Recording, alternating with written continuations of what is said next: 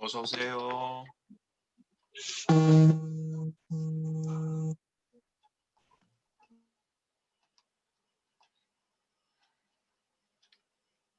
반갑습니다. 날이 많이 추워졌지요? 이런 한절기 때 감기 조심하시고, 자, 우리 출석 채팅창에 기록해 주세요.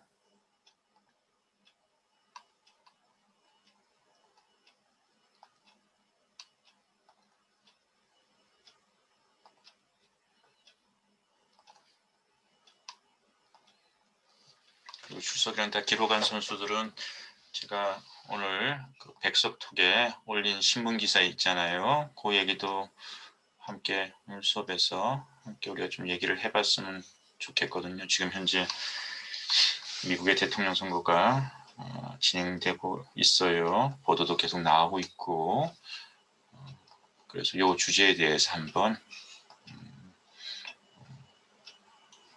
우리가 이런 문제에 대해서 대학생으로서 관심을 가질만 하거든요.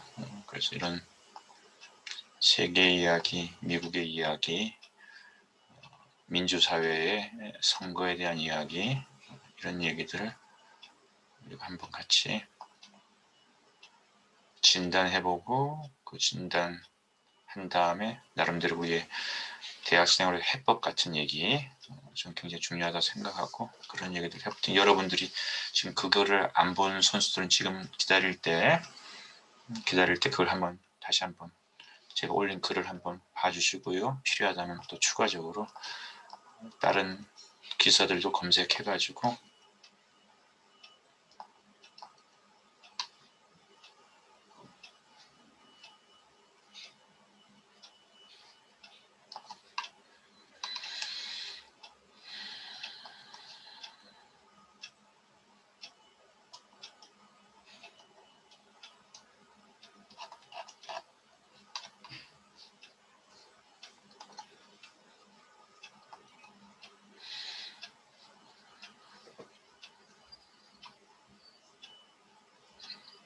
지난 시간에 우리 그 병준이까지 발표했었거든요. 지난 시간에.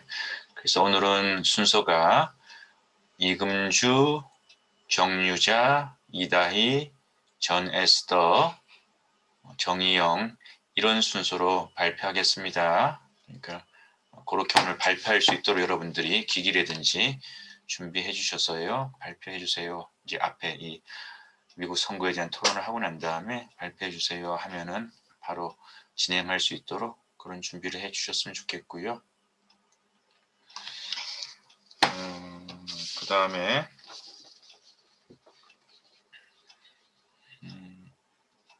제가 오늘 그 아침까지 그 확인을 해보니까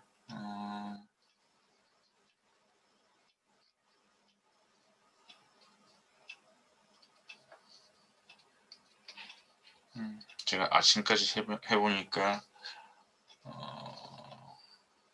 저번에 유진이가 이게 무슨 얘기인지 모르겠는데 다시 개인 채팅으로다 이게 무슨 얘기인지 유진이가 지금 적으려고 했던 걸 오늘 얘기하는 거에 지난주 얘기하는 제가 잘 이해가 안 되는데 다시 한 번만 적어 개인 채팅으로 보내주시고요.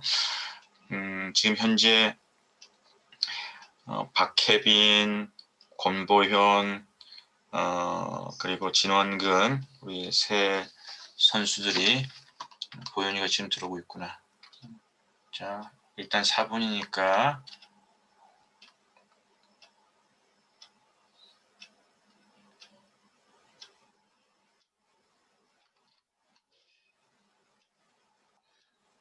지금 들어온 선수들 이름 적어주세요. 이름 올려주시고 그 다음에 다시 얘기하지만 진원근, 권보현, 박혜빈 우리 지금 발표하고 있는 전통체험 프로젝트가 아직 안 들어왔는데 전통체험 프로젝트 늦게라도 제가 받는다고 그랬어요. 감쯤해요. 여러분들이 준비됐으면은 지금이라도 내가 네이버 메일로 파일이 큰 경우가 있기 때문에 네이버 메일로 받겠다고 했는데 사이버 캠퍼스는 지금 막혀져 있으니까 우리 준비되어 있다면 새 친구 지금이라도 네이버 메일로 그걸 보내주시면 좋겠고요. 만약 준비가 안 돼 있다고 한다면은 준비되는 대로 네이버 메일로 보내주세요. 다른 데 말고 네이버 메일로 보내셔야 되고, 그리고 교수님, 만약에 그 ICT 학부 권보현인데 저는 그 네이버 메일로 보냈습니다. 고현이 네이버 메일로 안 와서 다시 한번 지금 확인해 보세요. 아, 알겠습니다. 다시 한번 확인해 보세요. 네이버 메일로 어, 어, 보내지 않았어요. 네이버 메일로 내가 오늘 아침에도 확인해 봤는데 안 들어왔어요. 고현이가 혹시 학교 메일로 보냈는지 모르겠는데 학교 메일로 보낸 건 내가 확인하지 않아요. 그러니까 네이버 메일로 보내주세요. 그 나머지 친구들도 그렇게 해주시고 이후에 늦은 과제 우리 이제 그 11주차부터 과제 받잖아요. 그럴 때는 11주차 과제 할 때 그때 보내주셔도 좋고 우리 클래스 같은 경우는 인원이 작기 때문에 다 발표할 수 기회가 주어질 수 있거든요. 그러니까 지금 제출하지 않은 새 친구들은 반드시 네이버 메일로 준비되는 대로 과제를 보내셔가지고 발표까지 다 모든 선수들이 한 명도 빠짐없이 다 발표까지 할 수 있도록 그렇게 여러분들이 최선을 다해 주셨으면 좋겠습니다.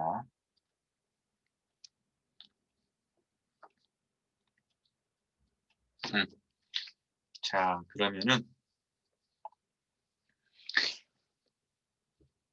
자, 기사 내용. 미국 대선에 대한 기사 내용.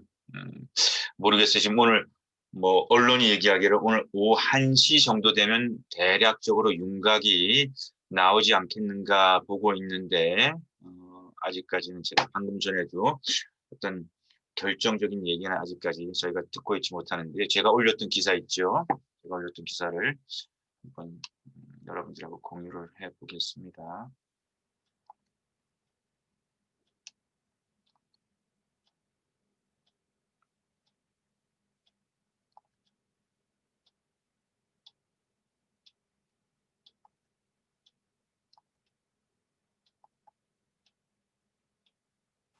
자, 여러분 보이시나요?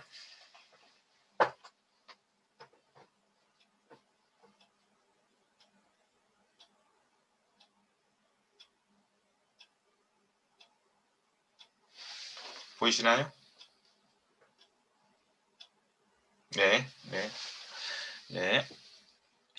자, 먼저 내용, 패자의 승복, 미 대선 230년의 전통이 흔들린다. 평화적 정권 이행, 과연 이게 평화적으로 잘 될지, 미국 민주주의 전통이 깨지는 것은 아닐지라고 하는 이것이 기후, 지나친 걱정이 될 수도 있고 실제 일어날 수도 있고 그런 내용들이 이 기사 속에 지금 담겨져 있는데 자, 먼저 우리 선수들 가운데 이 기사 내용 한번 간단하게 자기가 이해한 거 요약 정리할 수 있는 친구 있다면 한번 들어볼까요?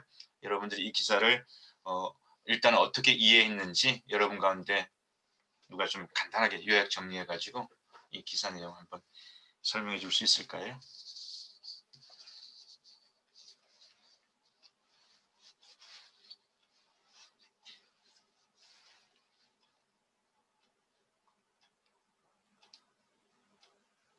다이는 화면이 꺼져 있는데 화면 열어주시겠어요?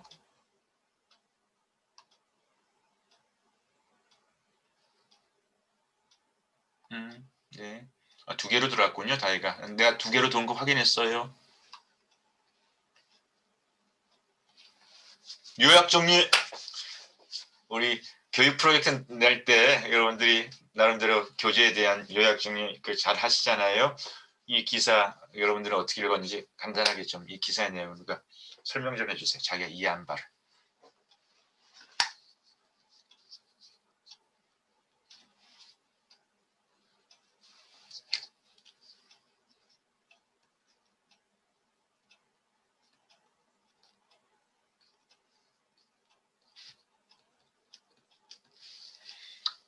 우리 오늘로 벌써 9번째 만나고 있어요. 우리 굉장히 많이 친해졌잖아요. 그러니까 좀 눈치 코치 안 봐도 되고 뭐 내 나름대로는 이 기사 내용을 이렇게 난 이해했습니다라고 하는 가볍게 생각하자고요. 그런 내용에 대해서 어문학부 김소연 말해보겠습니다. 그래요. 미국은 이 대선 선거를 할 때 이 대통령의 취임 선서와 함께 패자의 승복 연설을 항상 지금까지 해왔는데요. 이번에는 트럼프가 그 패자의 승복 연설을 좀 그런 지금까지 이어져 오던 그런 미국의 전통 같은 걸 뒤집을 수 있을 것 같은 가능성이 있다라는 이야기인 것 같습니다. 네, 아주 우리 김소연 선수가 간단하면서 분명하게 전통적으로 미국은 굳이 진 사람을 가슴 아플 텐데 근데 그 진 사람들이 voluntary 자원해서 내가 졌습니다. 가족에서 불게 내가 졌습니다. 인정하는 것처럼 내가 졌습니다. 그리고 앞으로 졌지만은 경쟁했지만은 굉장히 치열하게 싸웠지만은 또 헐뜯었지만은 이 승패의 승복에서 이제 대통령이 된 분을 저도 열심히 미국이라고 하는 한 나라의 어떤 정치인으로서 백성으로서 함께 지지하겠습니다라고 하는 패자의 승복 연설이 늘 있어 왔어요. 근데 이번에는 만약에 현직 대통령인 트럼프 대통령이 진다고 한다면은 트럼프 대통령은 그 승패를 인정하지 않겠다. 패배를 인정하는 연설을 하지 않을 수도 있겠다. 아니, 패배스러우면 이것이 공정하지 않다라고 굉장히 큰 이슈로 몰고 가면서 자기가 끝까지 이겼다라고 하는 주장을 할 가능성이 굉장히 높겠다. 결국 그런 결과가 미국을 지금도 우리나라만큼 아니 그 이상으로 미국을 진영 논리로다가 갈라놓고 있는 대통령이라는 평가를 받고 있는데 선거 이후에 이 갈등을 오히려 더 증폭시킬 수 있는 가능성도 크겠다. 이것이 이 기사의 내용이고 많은 뉴스의 내용이에요. 자, 그러면 진단해 봅시다. 요약 정리를 우리 소연 선수가 잘해줬어요. 왜 여기까지 이르렀을까요? 왜 230년의 전통이 이렇게 흔들리는 새로운 상황을 미국이 맞이하는 것일까요? 그 이유 원인에 대해서 여러분들이 한번 분석해서 나름대로 정답을 누가 함부로 얘기할 수 없어요. 우리 수업은 정답을 또 쉽게 얘기하는 수업도 아니고요. 그러시면 나름대로 논리적인 이유에 의해서 주장과 견해를 밝힐 수는 있어요. 그것이 또 굉장히 사실 여러분들의 중요한 훈련이 되어줘야 되고요. 자, 왜 여기까지 이르렀는지 여러분들의 이유를 한번 설명해 주세요.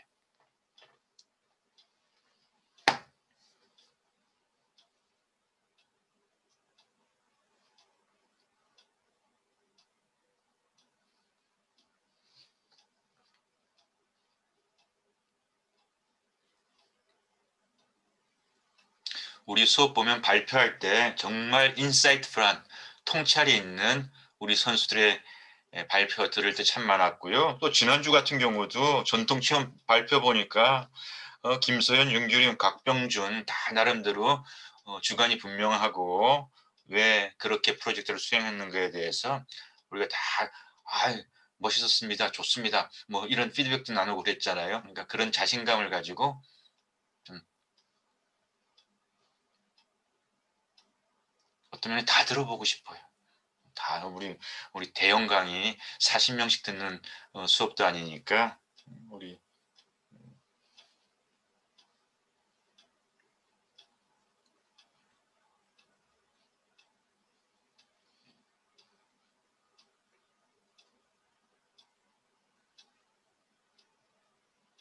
이거 뭐라고 생각하니 누가 먼저 좀 얘기 좀 해줄까요?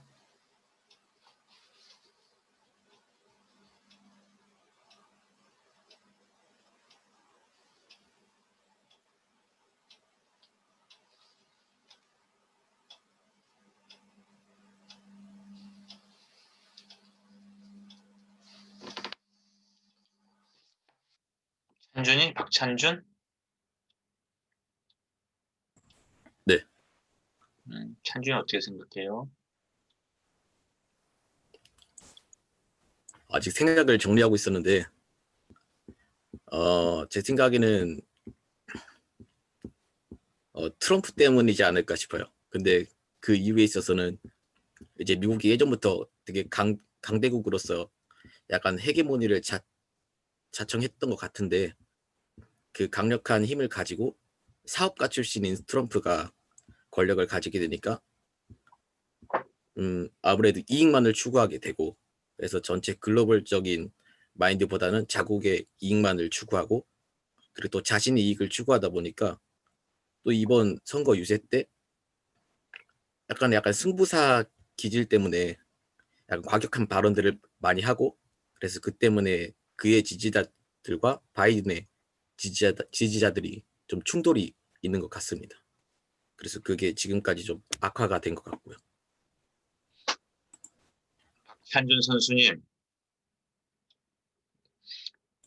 네. 그 어떤 정치 TV 토크에서 보는 거 이상으로다가 예리하시고 아주 좋은 분석을 우리 수업에서 이렇게 언급해 주셔서 한 수 배웠습니다. 너무 좋았고요.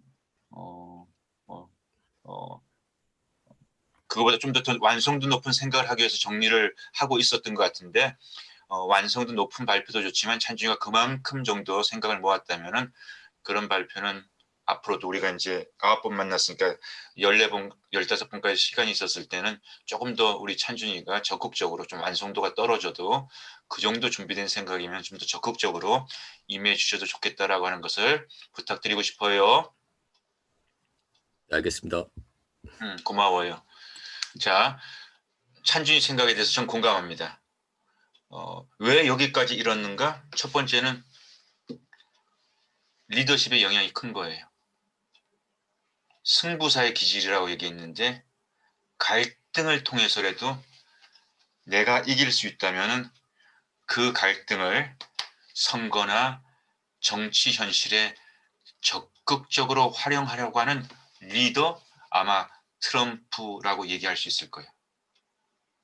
어떤 정치인은 자기가 어떤 정치 성향으로 대통령이 되었지만 대통령이 된다면 국민의 대통령이니까 좀 더 나와 반대편에 있는 사람들도 좀 통합해 가면서 화합과 탕평 뭐 이렇게 해가지고 좀 더 백성들을 다 뭐 하나로 되게 하는 힘들지만 그런 정치를 지향하는 정치인인가 하면은 아주 분명하게 내 편이 누구다, 내 편에 서라, 내 편을 중심으로 해가지고 국가를 경영하고 내 나라를 중심으로 해가지고 세계를 경영하겠다라고 하는 그런 리더들도 있어요.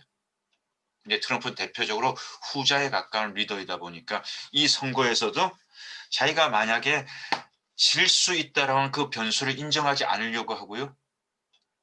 진다고 했었을 때는 여러 가지 자기가 생각할 때 주장할 수 있는 논리적 근거들, 우편 투표가 공정하지 못했다라는 이런 지점들, 이런 것을 통해서 내가 졌습니다 얘기하는 것이 불공정하니까 법적 판단으로 가겠다라고 하는 논란을 일으키면서 뭔가 끝까지 승부사로서 이길 수 있다면 모든 수단과 방법, 선전 책동을 다하겠다라고 하는 바로 트럼프라고 하는 이 특이한 리더가 230년의 전통을 흔들게끔 할 만한 요인이 된다라고 하는 찬준이의 얘기는 굉장히 설득력이 있고요. 언론도 그런 부분들을 주목하고 있는 것이 맞는 것 같아요.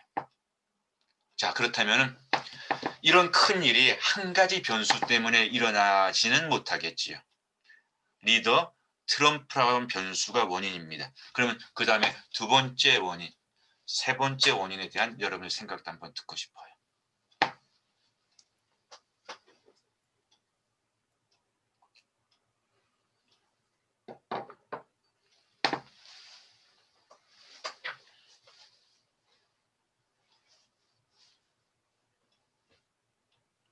권보현 씨, 네이버 메일로 확인해보니까 보낸 게 맞아요? 아니면 엉뚱한 대로 보냈어요?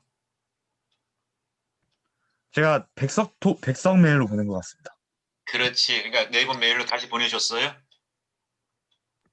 네, 됐습니다. 그러면 보냈습니다. 제가 확인해서 그러면 수령을 하겠습니다. 그것이 우리가 네, 이제 소통하기로 했던 방식이었으니까.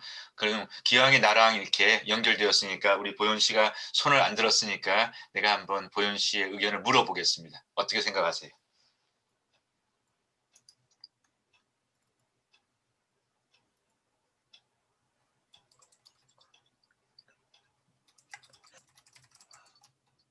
저도 좀 생각 좀 해보겠습니다. 완성도가 좀 그래도 그냥 표현을 해봤으면 좋겠습니다. 다른 친구들 너무 어렵게 생각하지 말고. 해독학부 존 헤스더 발표해보겠습니다. 에스더.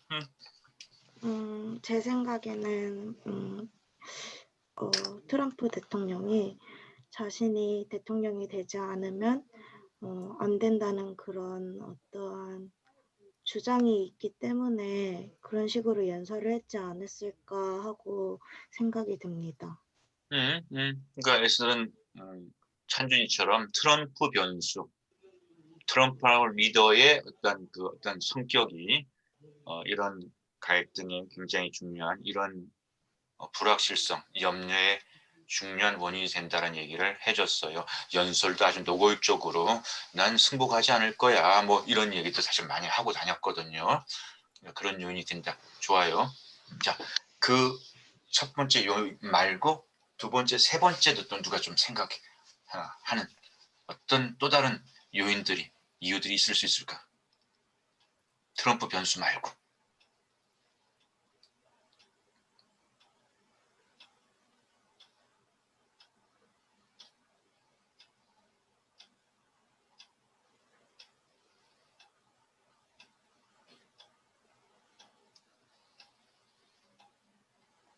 곽병준, 병준이. 네. 어떻게 생각하세요, 병준이? 저도 이제 트럼프가 자신의 이익을 위해서 하지 않았나 생각됩니다. 그러니까 트럼프 아까 앞에 두 친구들도 얘기했던 것처럼 트럼프가 굉장히 승부사 기질을 갖고 비즈니스 출신이기 때문에 트럼프라고 하는 사람이 굉장히 뭔가 굉장히 뭔가 자기 주장과 개성이 강해서 이런 일들이 일어나올 때 트럼프 변수에 대해서는 많은 사람들이 지금 우리 크리스도 얘기했으니까 그거 이외에 또 우리가 찾아볼 수 있는 지점, 그 얘기를 좀 병준이가 해줄 수 있을까? 트럼프 변수 말고 승부사 기질도 있고 사업가이기 때문에 이해관계에서 아주 대단하고 미국 먼저, 자기 먼저 아주 노골적으로 그런 것들이 이런 갈등을 가져오는 중요한 요인입니다. 그건 우리 충분히 이야기한 것 같고 트럼프 변수 말고.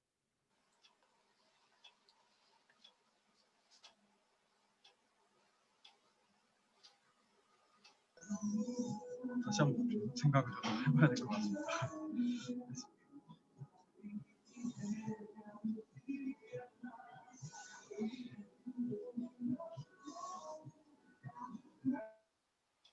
디자인 영상학부 윤규림 한번 얘기해 보겠습니다. 제가 이런 정치 쪽으로는 지식이 좀 없긴 하지만 그래도 한번 생각을 해보자면 어떤 이제 트럼프나 이제 그런 국회의원들 외에도 다른 시민들이 있잖아요. 그런 시민들한테서 일어나는 어떤 그 정치적 무관심 같은 게 또 한몫을 하지 않았을까 싶어요. 이제 이런 세력들이 이렇게 막 자기 주장을 펼치면서 다투고 있는데 그 다투는 것들이 이제 미국 전체에서 일어나는 게 아니라 어떤 그런 위쪽 이제 그런 사람들끼리만 일어나는 일이니까 좀 사람들이 무관심해서 이제 그쪽으로 더 집중이 되는 게 아닐까 하는 생각이 듭니다. 규림이가 아주 재밌는 얘기를 했어요. 두 번째 변수에 대한 아주 가까운 얘기를 했어요. 시민들, 무관심, 시민들. 우리 투표할 때 민주주의의 중요한 것은 여러분들이 투표를 행사하셔야 됩니다. 투표 행사에서요 이런 홍보 문구들 정부나 또 사회 언론을 통해서 우리가 많이 접하는데요. 두 번째는 규림의 얘기를 이렇게 한번 정리해 보면 어떨까요? 리더십의 트럼프라고 하는 리더십의 문제가 한 요인이고요. 그 다음에 팔로우십도 또 다른 한 요인일 수 있습니다. 트럼프와 같은 편가르기에 대한 리더십에 대해서 공화당 대통령 후보거든요. 공화당이라고 하는 오랜 미국 정치의 정치 이념에 동조하고 공화당 당원이기는 하지만은 트럼프라고 하는 구체적인 리더에 대해서는 이거는 결국은 공화당이 지향하는 것이며 아니면 미국이 지향하는 데 있어서 너무 지나친 편가르기 정치가 아닐까라고 하는 그런 의심과 그런 고민과 그런 또 균형을 맞추기 위한 그런 목소리들이 트럼프를 지지하는 세력들 안에서 그런 자성의 혹은 그런 성찰의 목소리들이 적지 않았다고 한다면 여러분 잘 아세요. 정치인들은요, 표를 먹고 살기 때문에 여론에 굉장히 예민할 수밖에 없어요. 내가 이렇게 저렇게 강한 액션을 하는데 여론이 차갑다고 한다면요, 표가 없는 정치인은 선거에서 지게 돼 있거든요.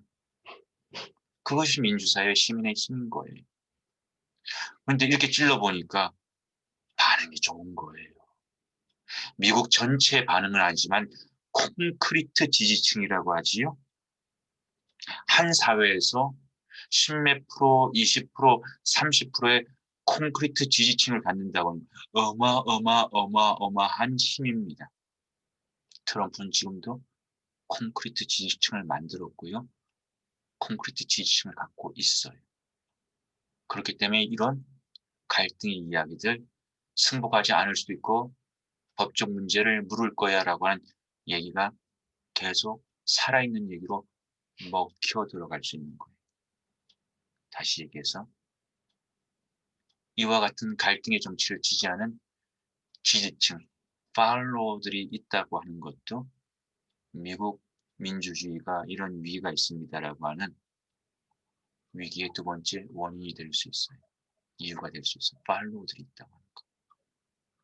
트럼프를 아주 진실이 중요한 것이 아니라 미국의 평화가 중요한 것이 트럼프가 이기는 것이 중요하고 트럼프가 절대적인 선이고 바이든은 절대적인 악이라고까지 생각할 수 있는 그런 지지층들이 꽤 많이 있다라고 하는 것입니다.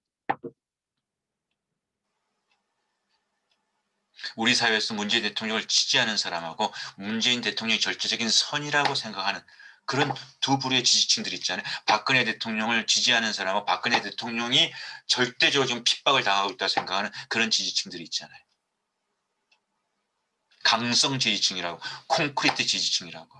근데 트럼프에게 그 세력이 꽤 크다라고 하는 것이 이런 미국의 위기, 민주주의 230년 전통의 위기의 한 원인이 될 수 있다는 거예요. 역사에서 이런 콘크리트 지지층에 의해서 굉장히 무서운 역사를 가졌던 가장 대표적인 20세기의 한 예가 여러분 뭔지 아시죠? 누가 그 한 예, 20세기의 콘크리트 지지층에 의해서 무서운 결과를 낳았던 가장 대표적인 한 예를 누가 얘기해 주실 수 있을까요?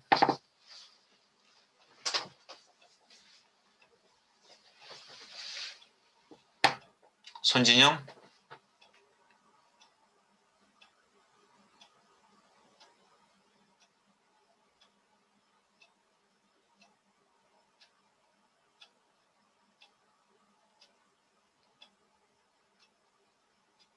진영아, 그 20세기에 그렇게 콘크리트 지지층에 의해서 지지받았던 정부가 이후의 역사를 보니까 무시무시한 일을 했던 대표적인 한 예, 진영이가 생각할 수 있는 한 가지 예가 어떤 정부, 어떤 경우였을까?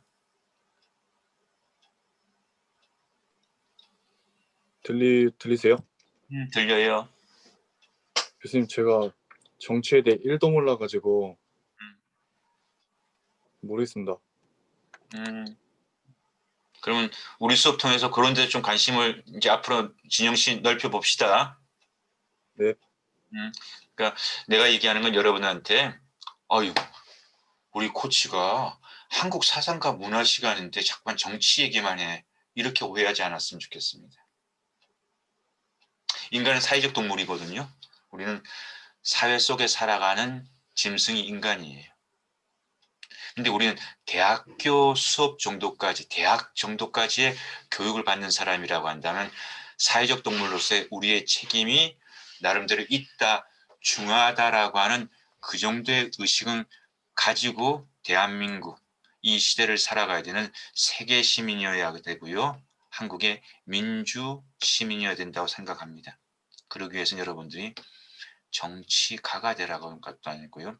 정치적 이슈에 관심을 많이 가지라는 것이 아니라 사회 현상, 세계 현상에 대해서는 나름대로 끈을 놓지 말아야 되고 나름대로 그 일에 대해서 나름대로는 나는 좀 이렇게 생각하는데 아까 무관심, 규림이가 무관심이라고 얘기를 했는데 적어서 무관심한 지성인은 교양인은 사회적 동물로서 대학생 여러분들이 되어서는 되지 않겠다라고 하는 것이 우리 대학에서 이런 다양한 교양을 통해서 여러분들과 함께 씨름하는 목적 중에 하나이겠죠. 사회적 동물로서의 우리의 역할을 다해보자라고 하는 것.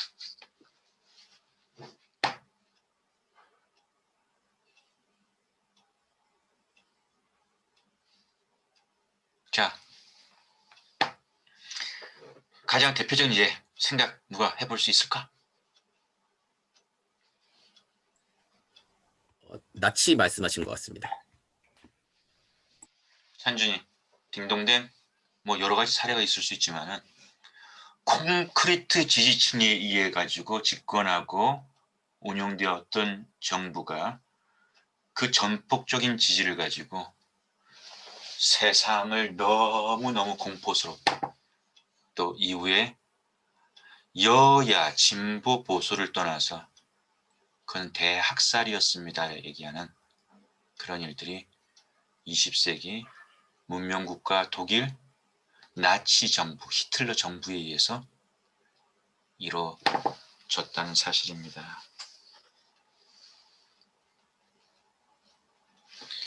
대중민주주의가 민주는 투표로 얘기하니까 다수의 투표에 의해서 그 사회가 결정을 쫓아가는 거예요. 그게 오늘날 우리가 가장 선진하다고 하는 자유민주주의, 대중민주주의의 하나의 형식 방식이에요. 그러나 그 방식에도 이런 위험성이 있다라고 하는 것을 알려줬던 사건이 히틀러 정부였어요. 어마어마하게 지지를 받았어요. 혹시 찬준이 그 얘기까지 할 수 있을까? 아니 그렇게 무서운 사람이 이후에 무서운 일을 벌였던 그 히틀러 나치당이 독일 사람들 독일은 철학자도 많고 독일 사람들과 대충 이미지 있잖아요. 왜 이렇게 전폭적으로 지지를 했대? 그 이유가 뭐였는지 혹시 설명할 수 있을까요?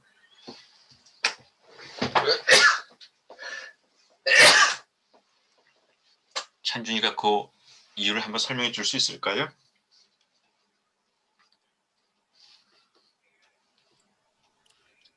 저도 자세히는 모르는데 약간 자의식 과잉이라고 해야 될까요? 그냥 본인들이 다 옳다라는 생각을 가지고 있었던 것 같습니다. 그런 얘기를 한번 들었던 것 같아요.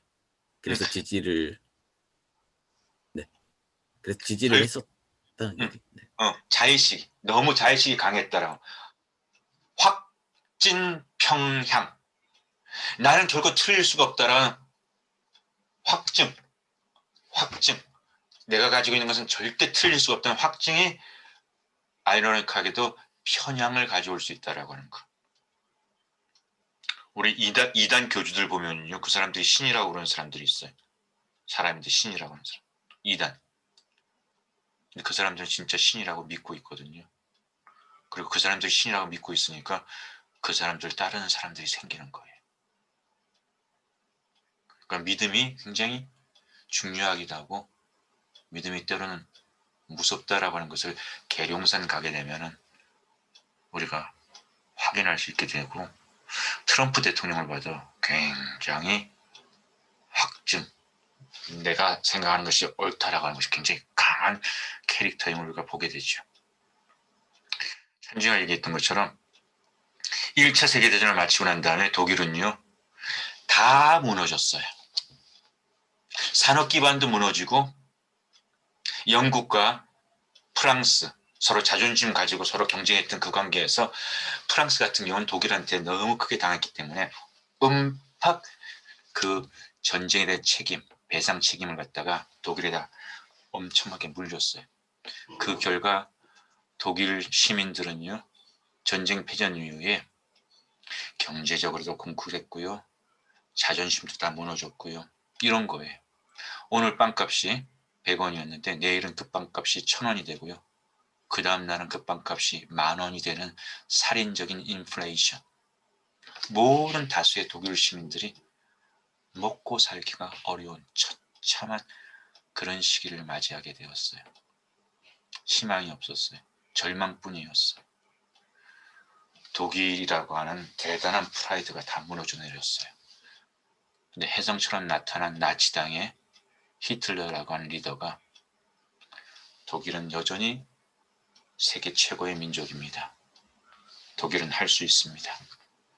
나를 밀어주면 독일이 다시 세계 최강, 유럽 최강이 될 수 있는 그 길을 선물하겠습니다라고 하는 선동 혹은 여론 정치가 그런 독일 시민들에게 전폭적인 지지를 가져왔어요. 그 지지가 아메리카 퍼스트처럼 저먼 퍼스트, 저먼 퍼스트를 뿐만 아니라 인종적으로도 게르만 민족이 세상에서 가장 우월한 민족이라고 하는 우생학적인 그런 논리까지도 독일 시민들이 지지하는 그런 상황에 왔고요. 인정 청소를 해야 된다. 물론 노골적으로 하진 않았지만 인정 청소를 묵시적으로 다수의 독일 지식인들이, 심지어 독일 교회들도 그것이 총칼이 무서워서가 아니라 그들의 신념에 의해서 그런 인종 말살 정책을, 예수를 십자가에 못 박았던 유대인들이 저렇게 피를 흘리는 것은 당연할지도 몰라라고 하는 이런 생각과 논리들이 지지를 받는 그런 결과를 낳게 했던 거예요. 어쩌면 오늘 트럼프 시대의 미국의 이런 상황, 히틀러 그거와 단순 비교할 수는 없지만 유사한 부분이 많이 있다라고 얘기할 수도 있어요. 자, 그렇다면은 리더십의 문제, 팔로워십의 문제, 한 가지만 더 생각해. 세 번째, 어떤 원인을 우리가 찾아볼 수 있을까요? 왜 이런 미국에서 이런 일들이 230년 만에 가능할 수 있는 이유가 뭘까요? 세 번째로 생각해 볼 수 있는 이유.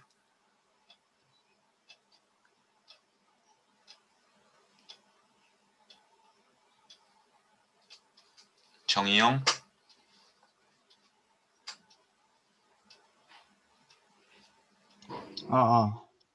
네,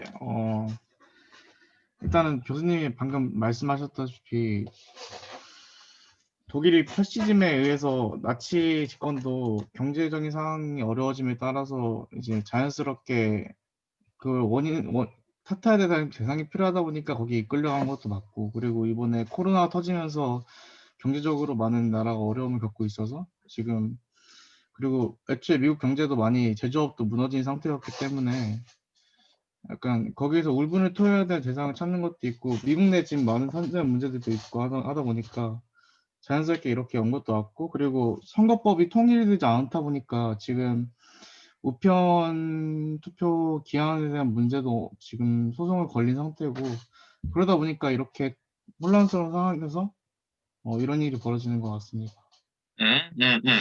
이영희가 그 히틀러 시대 때 어떤 그런 사회적인 어떤 절망감 내지는 경제적인 공고함, 그 위기의식, 그것이 뭔가 새로운 배출구를 강하게 요구하는 울분, 그런 상황하고 코로나 상황에서 미국의 상황들이 트럼프와 함께 힘을 합치려고 하는 그런 상황하고도 이어지는 것 같습니다라는 얘기. 지난 역사와 오늘의 현재 진행 중인 얘기를 갖다가 잘 연결해서 다시 한번 우리한테 아주 쉽게 정리를 잘 해줬어요. 그것이 1번과 2번에 대한 얘기를 다시 한번 히틀러 얘기를 듣고 난 다음에 이영희가 정리를 잘 해줬다라고 생각이 들고요. 자, 이런 걸 종합해가지고 세 번째 한 가지 더 원인만 우리가 더 좀 찾아본다면 진단이 아주 깔끔하게 마무리가 될 수 있을 것 같아요.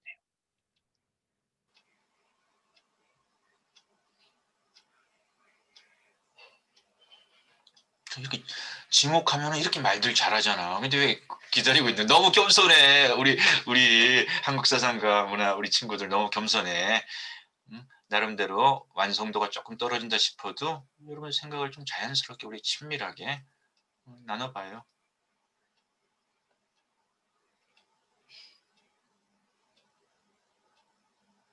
정유진, 유진이 어떻게 생각해? 세 번째 어떤 원인을 생각해 볼 수 있을까? 전 잘 모르겠습니다. 다들 말씀해 주셔가지고. 오케이. 한 수 배우겠다 그러네. 누가 한 수 좀 가르쳐줘. 박혜빈. 네.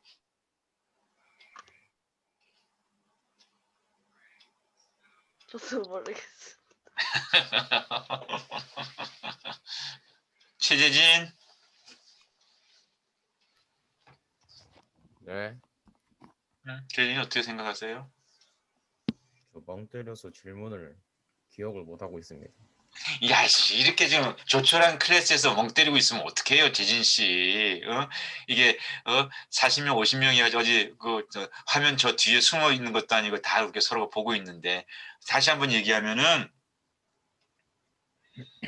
지금 미국의 민주주의 승복을 해왔던 미국의 민주주의가 약간은 위기가 있다라고 얘기했었을 때 그 원인을 첫 번째는 트럼프라고 하는 승복하지 않으려고 하는 의사를 충분히 표현하고 있는 대통령 리더의 문제, 그 다음에 그런 리더를 너무너무 좋아한다고 콘크리트 지지하면서 그 리더의 생각을 함께 하겠다고 목숨 건 상당한 지지자들의 팔로우의 문제, 이 두 가지가 그런 원인을 만들어 가고 있다고 하는 세 번째 원인, 이유가 뭐가 있을까를 우리가 토론하고 있어요.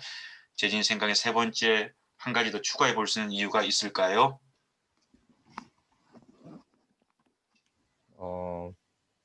앞에 말했던 이유들이 너무 강력한 것 같아서 딱히 더 추가할 게 없다고 생각합니다. 그래. 오늘 앞에 두 가지 굉장히 강력한 거 맞아. 동의가 돼요. 그렇지만 한 가지만 더 생각해 보자. 뭐가 있을까? 이금주.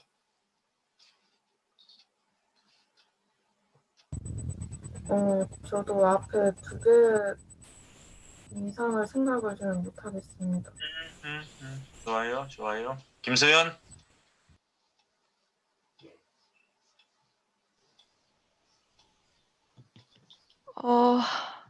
잘 모르겠습니다. 생각이 안 나요.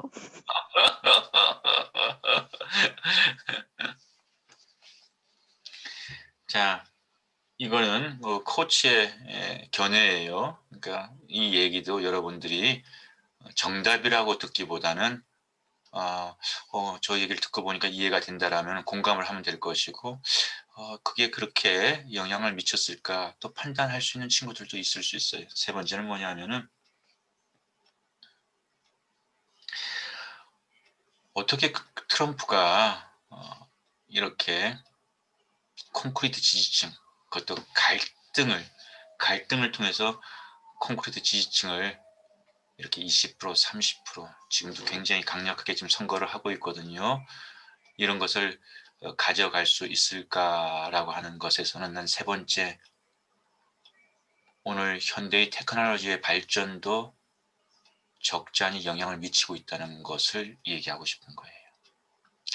예전에 테크놀로지가 이만큼 발전하지 않았을 때, 예를 들어가지고 전화도 없고 텔레비도 라디오도 없었을 때 어떻게 선거했지요?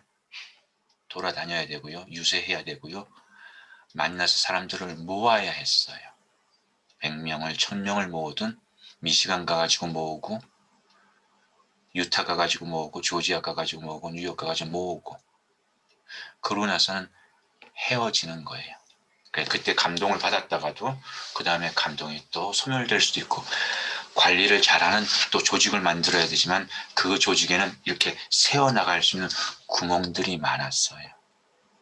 근데 지금은 SNS라고 하는 인터넷이라고 하는 트위터라고 하는 페이스북이라고 하는 팔로우라고 하는 이런 현대 테크놀로지의 결과는요. 뭉치면 흩어지지 않고 끝까지 계속 만날 수 있는 24시간 소통이 가능할 수 있는, 지시하면 바로 액션을 취할 수 있는, 또 팔로워들의 의견이 그 리더의 스태프들에게 전달되어서 그것을 계속 업그레이드, 업데이트할 수 있는 그런 소통의 채널이 너무 강력하다는 거예요. 예전에는 대통령이라 할지라도 국민들에게, 많은 국민들에게 소통을 하기 위해서 TV가 전성기일 때는요, 방송에 나와야 했어요. 그리고 그 방송은 선거 같은 경우 대통령도 한 번, 또 그 대통령 하는 민주당도 한 번, 또 공화당도 한 번. 근데 지금은 트럼프도 자기 채널을 갖고 있고,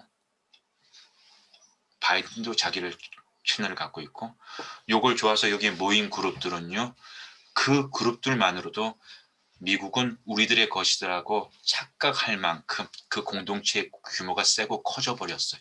이런 SNS를 통해 가지고 서로가 만날 이유가 없고요, 소통할 이유가 적어지고요, 적대하기만 좋은 환경을 이 소통이라는 채널이, 우리끼리만 할 수 있는 이 큰 힘이라고 하는 채널이, 시대가 이런 갈등을 더 부추기게 만든다라고 저는 생각을 합니다. 그래서 최근에 소통의 채널이 이렇게 많아지면서 KBS, MBC, SBS 정도만 가지고 있었을 때 언론 통제, 거기에 대한 저항에 대한 얘기하고요, 많은 채널, 심지어 여러분들도 전 세계와 소통할 수 있잖아요. 유튜브를 통해서. 여러분들도. 아무도 내 유튜브를 알아주지 않아서 그게 문제지, 만약 알아주는 기회가 올 수 있을 만큼 뭔가 만든다면 여러분들도 이제는 세상과 소통할 수 있는 어떤 그 채널을 가질 수 있는 기회는 적어도 가지고 있잖아요. 이것이 갈등의 기회를 더 많이 만들고, 최근에 그래서 우리가 가짜뉴스라고 하는 얘기를 많이 듣게 되는데, 가짜뉴스의 가장 본질이 뭐예요? 가짜뉴스의 가장 본질이 뭐예요, 여러분? 윤규림, 가짜뉴스가 이렇게 많아지는 우리 시대의 본질이 뭐예요? 가짜뉴스라고 하는 이 성격의 본질이 뭐예요?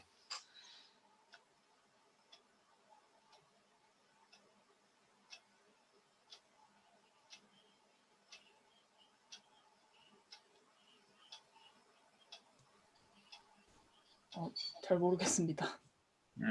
누가 얘기할 수 있을까? 미국도 가짜뉴스, 트럼프 입만 열면 가짜뉴스 얘기하고, 또 상대도 또 어떤 경우는 가짜뉴스 얘기하고, 우리 한국 정치에서도 정치인들,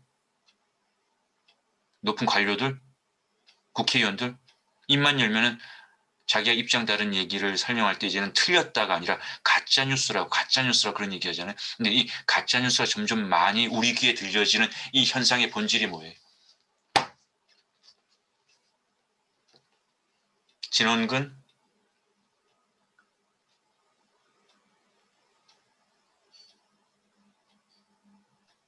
네.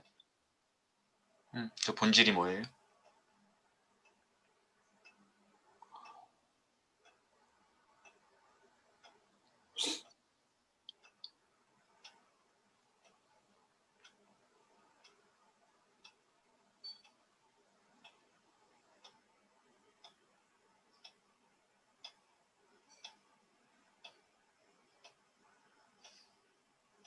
잘 모르겠습니다.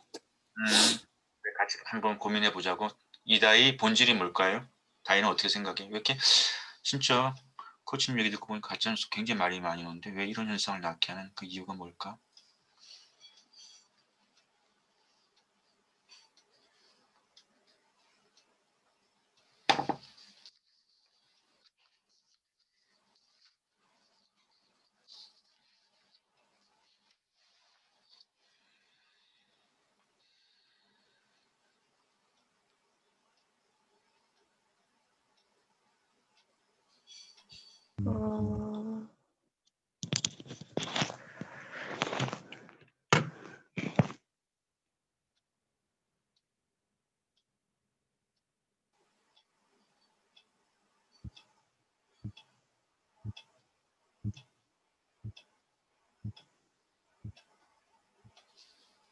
잘 모르겠어요.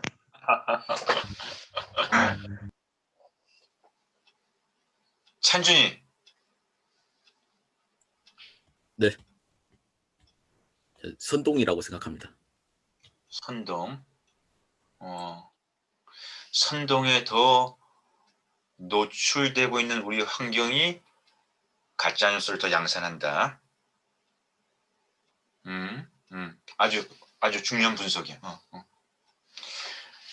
또 다른 측면에서 선동은 리더 쪽의 퍼스펙티브에서 선동을 자극하는 이런 기회가 더 많아지다 보니까 이 선동이 가짜뉴스를 양산하게 만든다. 충분히 설명 가능하고요. 아주 예리한 답변이었어요. 그 다음에 우리 시민들 입장에서는 여러분들이 스스로 한번 물어봐.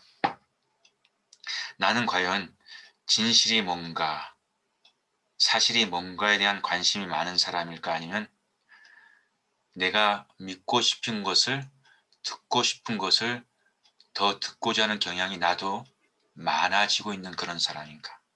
오늘 현대인들은 이런 SS를 통해 가지고 사실이 뭔가 중요한 게 아니라 뭔가 내가 보고 싶고 내가 믿고 싶은 것을 주장하고 싶은, 따라가고 싶은 그런 경향이 굉장히 큰 시대에 살고 있고, 그래서 사실이 중요하지 않아. 선거의 결과가 사실은 미국이 다 이게 다 서류들이 있고 컴퓨터가 있고 다 있으니까 결과적으로 다 기다리게 되면 모아지면은 몇 대 몇이라고 하는 그 구체적인 수치의 결과가 나오는데, 그거보다는 트럼프가 되었으면 좋겠다라고, 트럼프가 더 좋은 대통령이라고 하는 확신과 그렇게 되었으면 좋겠다는 희망, 그거가 중요한 사람들이 많아지는 거예요. 바이든이 되었으면 좋겠다라고 하는. 그러니까 기다리면 페어플레이 했고 결과가 나오면 그 결과가 객관적인 결과가 나올 확률이 굉장히 많은데도 그걸 기다리고 그걸 승복하기보다는 내가 원하는 대통령이 되었으면 좋겠다라고, 또 이것을 영향력을 행사할 수 있는 채널을 갖고 있으니까 가짜 뉴스가 그 파워를 행사할 수 있는 기회가 많아지니까 그 파워를 행사해가지고 가짜 뉴스가 많아지는 것이 세계적인 트렌드예요. 한국도 미국도 다른 나라도. 자, 이제 우리 마무리하고 쉬겠습니다. 제가 여러분들한테 프로젝트 낼 때 항상 중요하게 보는 것이 시사 적용점. 나는 이런 공부를 여러분들하고 정말 하고 싶지가 않아요. 제가 어저께도 한국사 탐방 수업을 하면서요, 우리 선수 하나가 답사 발표를 했어요. 근데 이런 발표를 하는 거예요. 제가 어떤 고등학교를 나왔는데요, 제가 다니는 고등학교 5분 거리에 충무공 이순신 아주 유명한 유적지가 있었는데, 그 가까이에 그 충무공 유적지가 있었다는 것을 갖다가 한 번도 듣도 보지 알지 못했다는 것. 그렇게 해서 3년 고등학교를 졸업했다는 거예요. 여러분들도 그 유사한 경험들, 우리 소연 씨가 얼마 전에 그 유사한 경험을 김소연 선수가 이 클래스인지 다른 클래스인지 그것도 한국사 탐방이었구나, 다른 클래스에서 발표했던 걸 내가 기억하는데요. 그게 왜 그랬겠어요? 고등학교 역사 과목 있잖아요, 사회 과목 있잖아요, 지리 과목 있잖아요. 아니면 국문학 과목도 있잖아요, 국어 과목도 있잖아요. 이런 다양한 수업의 기회들을 통해 가지고 그 가까이 있는 이순신 역사를 가르칠 수도 있고, 아니면 이순신에 대한 어떤 도덕 윤리를 얘기할 수 있고, 이런 수업에서 그 가까이 있는데 여러분들 한번 거기 좀 다녀가봐. 아니면 수업에서 멀지 않으니까 우리 오늘은 거기서 수업을 한다든지, 바로 학교 주변에 살아있는 교육을 할 수 있는 현장이 바로 옆에 있다는 걸 갖다가 활용하면은, 그렇게 그 옆에 그게 있는지 몰랐어요라고 하는 얘기가, 그렇게 우리 3년 동안 열심히 배우는 우리 고등학생들이 모르고 지나갈 수가 없는데, 그걸 모르게 지나갔는데 내 수업에서 답사 다녀오라고 해가지고 그게 있었네 해가지고 다녀왔다는 얘기를 어제 들었어요. 그게 내가 얘기하는 주입식 공부고요. 삶에 별로, 입시 말고는 삶에 별로 영향력이 없는 공부가 될 수 있는, 여러분도 그런 얘기할 땐 그런 비판하잖아요. 그러면서 그런 변화를 우리가 이 수업에서 그런 변화를 경험해 보자는 데 대해서는 그게 아직 연결이 안 된다면 그걸 연결을 해보자고요. 시사적용점. 자, 그러면 미국의 민주주의의 이 위기, 한국의 민주주의의 어떤 유사한 현상들, 이걸 극복할 수 있는 그런 방안은 뭐가 있다고 여러분들 생각하세요?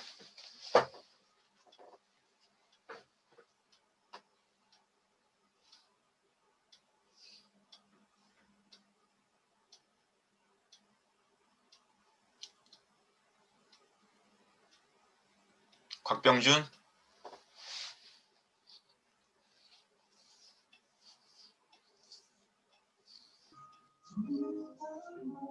좀 생각해봐야 될 것 같습니다. 야, 병준아, 회장이 장애인들에 대해서 너무 무관심하고 그런 거에 대해서 병준이가 자기 전공을 가지고 치열하게 고민하는 거 난 매번 높이 평가하는데 자기 전공에 치열한 고민뿐만 아니라 대한민국의 지성인 대학생으로서 이런 세계와 민주주의에 대한 이런 부분에 대해서도 우리 병준이가 장애인들에 대한 그런 고민만큼이나 병준이라면 그런 고민을 함께 난 해야 된다고 생각하는데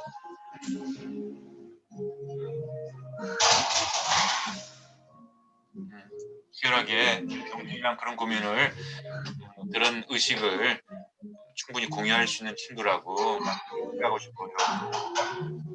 앞으로도 남은 시간 동안 그런 고민을 많이 하면서 수업에 만나서 토론해보자고 병준아. 네, 알겠습니다.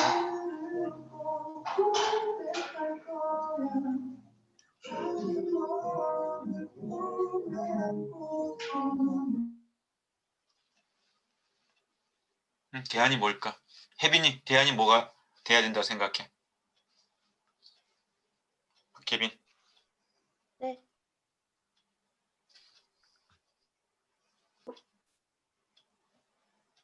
그 강아지가 짖어서 뭐라 하시는지 못 들었어요. 대안. 우리가 이제 미국 민주주의 승복하지 못할지도 모른다는 그 트럼프 리더십, 팔로우십, 그 다음에 이런 새로운 테크놀로지 체제들이 그런 문제를 야기한다는 세 가지 원인을 분석했어요. 이 세 가지 원인을 앞으로 우리가 건강한 민주주의를 지켜가기 위해서 우리가 뭔가 노력해야 되는 대안, 이것을 개선할 수 있는 대안이 뭐가 있을 수 있을까?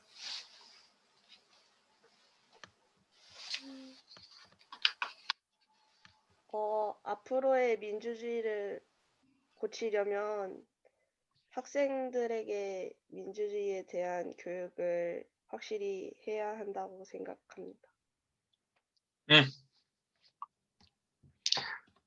이런 진영과 갈등과 이런 것들을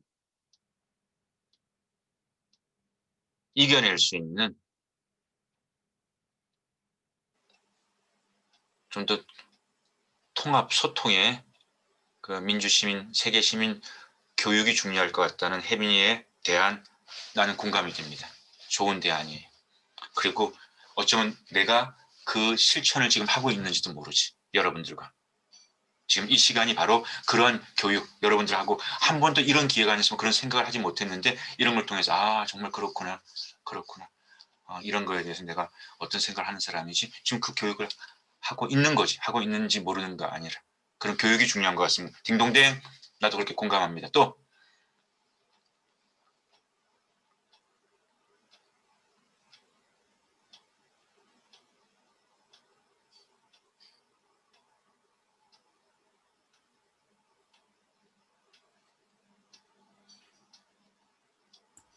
제가 한번 말해보겠습니다. 네. 저는 이제 가짜뉴스에 막 선동되지 않을 만한 충분한 지식을 시민들이 갖고 있어야 한다고 생각을 하고요. 그 다음에 흑백 논리가 아니라 다른 반대 진영의 의견도 좀 인정할 건 인정하는 그런 포용력이 필요하다고 생각합니다. 제가 여러분들이 듣고 싶었던, 그리고 사실 굉장히 중요한 두 가지 대안을 천준이가 얘기해 줬습니다. 이거는 당장 우리부터 시작할 수 있는, 우리부터.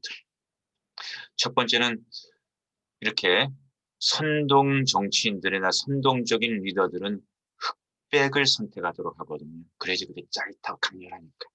나와 너를 갖다 분명히 가름할 때 내 편이 확실해지는 거거든요. 너는 이게 좋고 저 사람이 이게 좋아 라고 하는 것보다는 그 뭔가 확실한 표를 원하는 리더 입장에서는 저 사람은 싫고 당신만 좋아요라고 하는 이런 것을 댕도려고 하는 그 위치에서는 그런 유혹이 클 수밖에 없죠.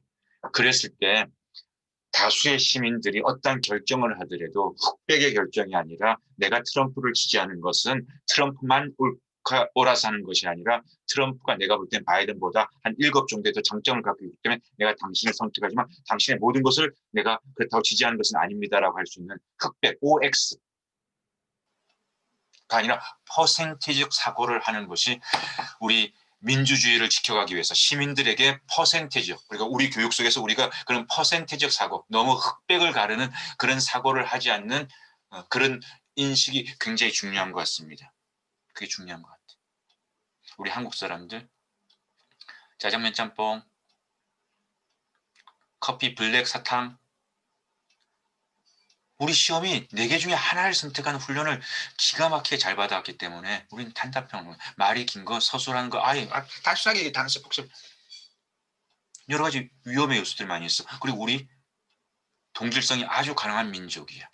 최근에 다문화 굉장히 적응을 힘들어하는 한국 사람들 꽤 많거든. 저것들 뭐야? 저것들 뭐야?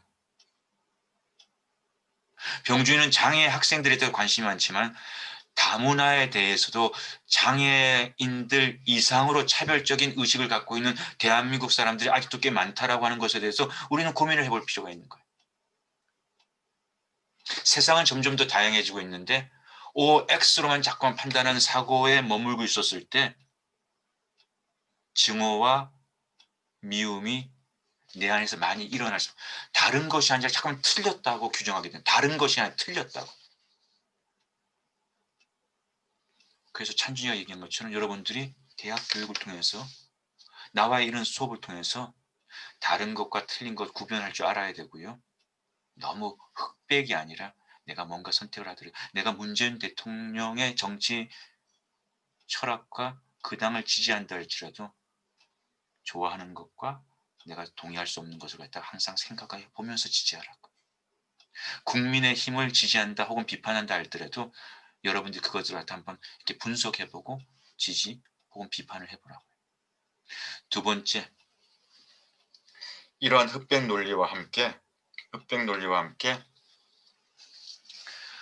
뭔가 찬주가 얘기했던 것처럼 무관심, 그러니까 뭔가 정확한 정보를 주는 어떤 언론, 그런 거에 대해서 여러분들 한번 고민을 해볼 필요가 있어요.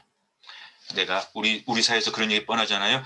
보수 언론, 진보 언론이라고 이런 얘기가 다 따라붙어. 이제는 항상 보수 언론, 예전에는 그냥 언론이었는데 이제는 보수 언론, 진보 언론이라고 항상 따라붙어요.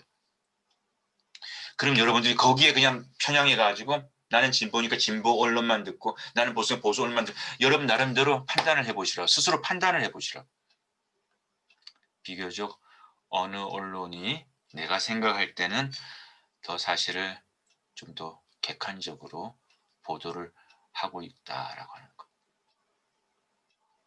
나름대로는 정확한 정보의 소스를 이렇게 스타디를 해보고, 그런 소스, 그리고 그 소스도 항상 100% 정확하지 않을 수 있으니까 항상 크로스 체킹을 하는, 그래서 내 스스로가 정확한 판단을 위한 노력을 하는 이 두 가지 노력이 우리 민주주의가 영향력 있는 리더들에 의해서 선동적으로 극단으로 흘러가는 것을 갖다가 막을 수 있는, 또 다른 히틀러가 우리 미래에 나타나 가지고 우리 사회나 세계를 흔들지 않을 수 있기 위해서는 그러한 시민층들이 단단할 때 그것을 이겨낼 수 있지 않겠는가라고 하는 찬중의 두 가지 설명, 여러분들과 함께 우리가 한번 생각해 봤으면 좋겠습니다. 또 다른 노력도 있을 수 있을까요?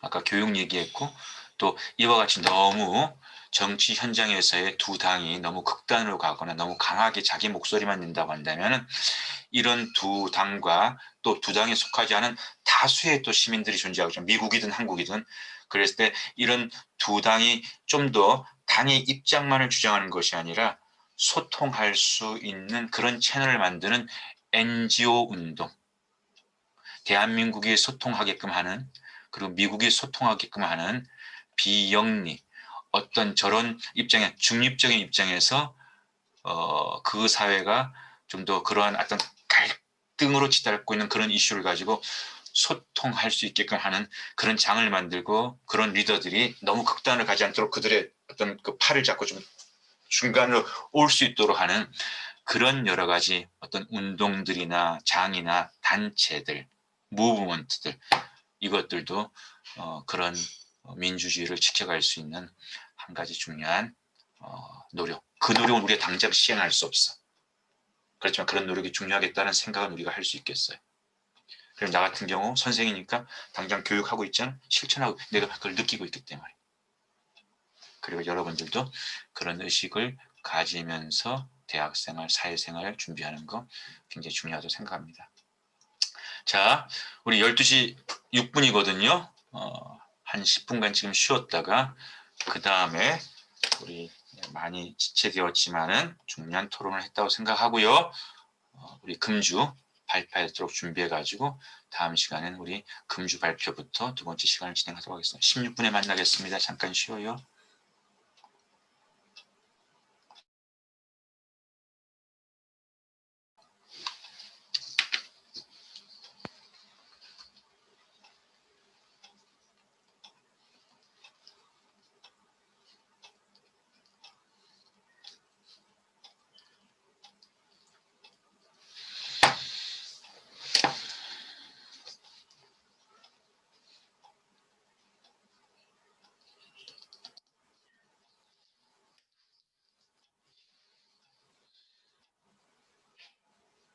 자, 우리 시간이 허락된다면 오늘 순서를 이렇게 하겠습니다. 오늘 다이가 조금 몸이 힘들어서요. 이금주, 정유자, 전 에스더, 정희영, 이 순서 다 진행될지 모르겠지만 이금주, 정유자, 전 에스더 이렇게 순서 넘어가고요. 다음 주에 이단은 다음 주에 발표하도록 하겠습니다. 권보현 질문 있는가요? 없습니다. 네.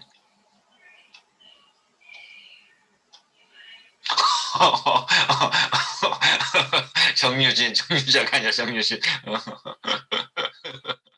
네. 자, 그럼 금주 준비됐으면 시작해 주세요. 공유해가지고.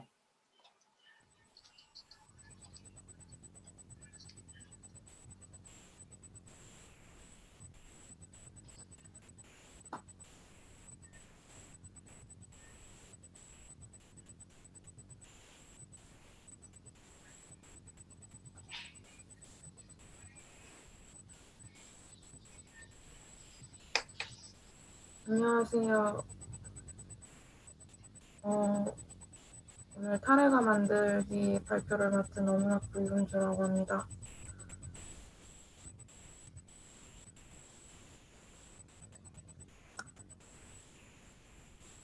탄핵아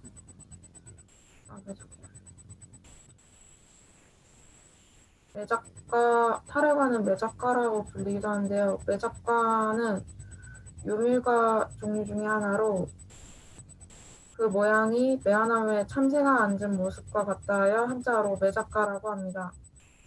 매작가, 매잡가, 매엽가, 탈핵아 등 여러 이름이 있습니다. 한국음식대관에서 매작가는 1900년 이전에는 별로 기록되지 않았으나 1940년 이후에는 대부분의 문헌에 기록되었고 금중을기에는 1828년에 진자을기에서 매역가라는 이름으로 한번 기록된 것으로 보아 금중보다는 반가 연식으로 생각된다고 하였습니다. 만드는 방법을 설명드리겠습니다.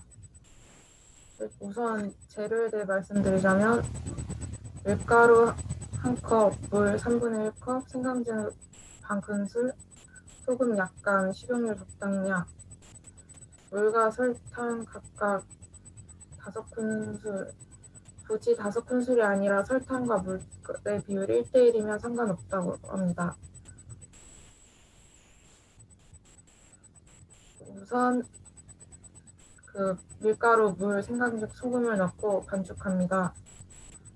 반죽을 이때 반죽할 때 최대한 되직하게 하는 것이 모양 잡기에 좋다고 합니다. 반죽을 밀대로 얇게 편 후 가로 2cm, 세로 5cm 정도로 자른 다음 내천자 모양으로 칼집을 3개 내줍니다. 제일 가운데 칼집 사이로 반죽 한쪽 끝을 집어넣어 타레 모양을 만들어줍니다. 반대쪽 반죽도 똑같이 진행하되 풀리지 않게 집어넣는 방향을 다르게 합니다. 타레 모양 그러고 나서 타레 모양을 다듬어줍니다. 일반 튀김 온도와 다르게 조금 낮은 온도인 150도 정도로 맞춘 후 튀겨냅니다. 이때 모양이 벌어지지 않게 젓가락으로 잡아내면서 해야 합니다. 그 다음 설탕과 물을 1대1로 넣고 저 시럽을 만듭니다. 이 시럽에 튀겨냈던 과자들을 묻힌 뒤 잣가루를 뿌려 마무리합니다.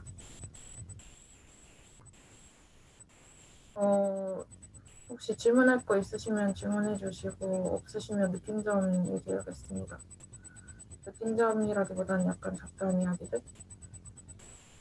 그 금주 그 느낀 점이 지금 그 PPT로 기록이 돼 있나 아니면 그 개인적으로 뭐 발표를 할 수 있는 건가? 개인적으로요. 작성하기에는 조금 애매해서. 오케이, 좋습니다. 자, 그러면 일단은 요 PPT 공유를 풀어주시고요. 자, 우리 금주 발표 수고했고요. 자, 우리 금주 발표를 듣고 여러분들이 이 타레 과에 대해서 좀 피드백 궁금한 거 뭐 어떤 질문 뭐 있을까요?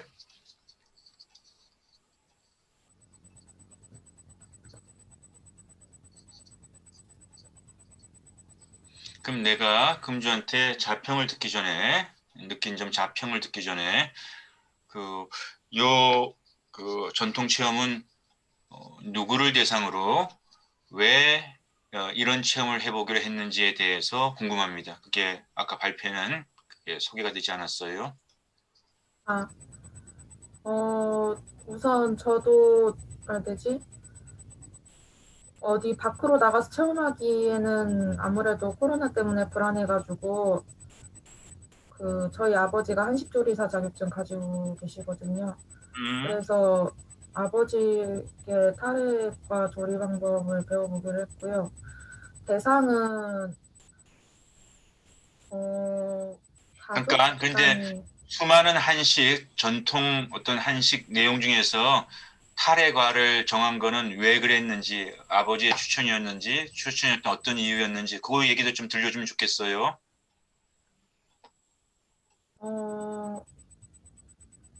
사실 전통 체험 얘기를 꺼내면서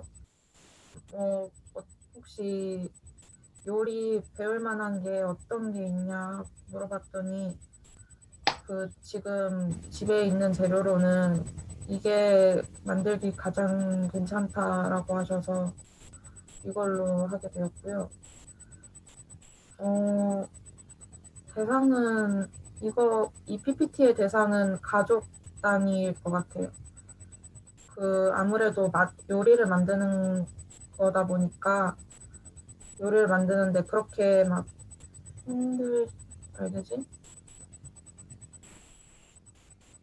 어렵다고 하기는 조금 애매한 정도의 난이도라서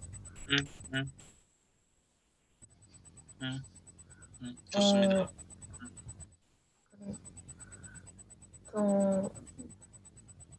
질문 대답은 이게 끝인 것 같습니다. 오케이, 좋습니다. 그럼 이제 마지막으로 자평, 특별히 자신의 강점. 제가 이 PPT는 이런 면에서 제가 열심히 했고 잘한 것 같습니다. 강점, 그리고 또 앞으로 보완해야 될 아쉬운 점 들어봐요. 우선 제가 이 반죽 농도를 열심히 맞춰가지고 옆에서 아빠가 너무 멀지 이 정도면 너무 질다 좀 더 되직하게 해야 된다라는 말을 계속 들으면서 반죽을 했었거든요. 이 반죽 농도 맞추기를 잘할 수 있게 된 것 같고 이 PPT의 강점이라면은 만든 후에 그 뭐라 해야 되지? 맛을 보면 되게 뿌듯함을 느낄 수 있습니다. 아무래도 손이 많이 가는 거라 보니까. 그리고 저는 중간 이게 저희가 식당에서 했거든요. 저희 가족이 운영하는 식당에서. 그래가지고 중간중간에 그 다른 것도 하느라 그 완성도가 조금 만족스럽지 못해서 조금 아쉬웠습니다. 알았어요. 자, 금주 어쨌든 그 이전에도 아버지가 하시는 이런 일 옆에서 돕거나 같이 이렇게 뭐 조리해보는 그런 뭐 아르바이트 아니면 그런 뭐 가족 간의 교류 서포트 뭐 이런 경험들이 이거 이외에도 있었는가요? 그 전에? 네, 자주 나가서 도와드립니다. 아, 그렇군요. 어쨌든 이번 그 수업을 통해서 아버지와 함께 또 이런 실험 내지는 이런 것을 함께 해볼 수 있었다는 거, 내가 생활 체험 해보자, 가까이서 전통 체험 해보자라고 했는데 금주 역시도 가까이서 아버지를 통해서 그런 경험을 했다고 하는 것은 전 좋게 생각합니다. 좋게 생각합니다. 그리고 또 본인도 이런 표현을 했어요. 뿌듯했다고, 나름대로 이렇게 시간도 많이 걸리고 중간중간 어수선했지만은 그 결과 그 맛있었던 모양이에요. 그 결과에서 뿌듯하다라고 하는 건 우리 전통 체험을 통해서 뭔가 뿌듯함을 느꼈다라고 하는 것은 좋은 경험이에요.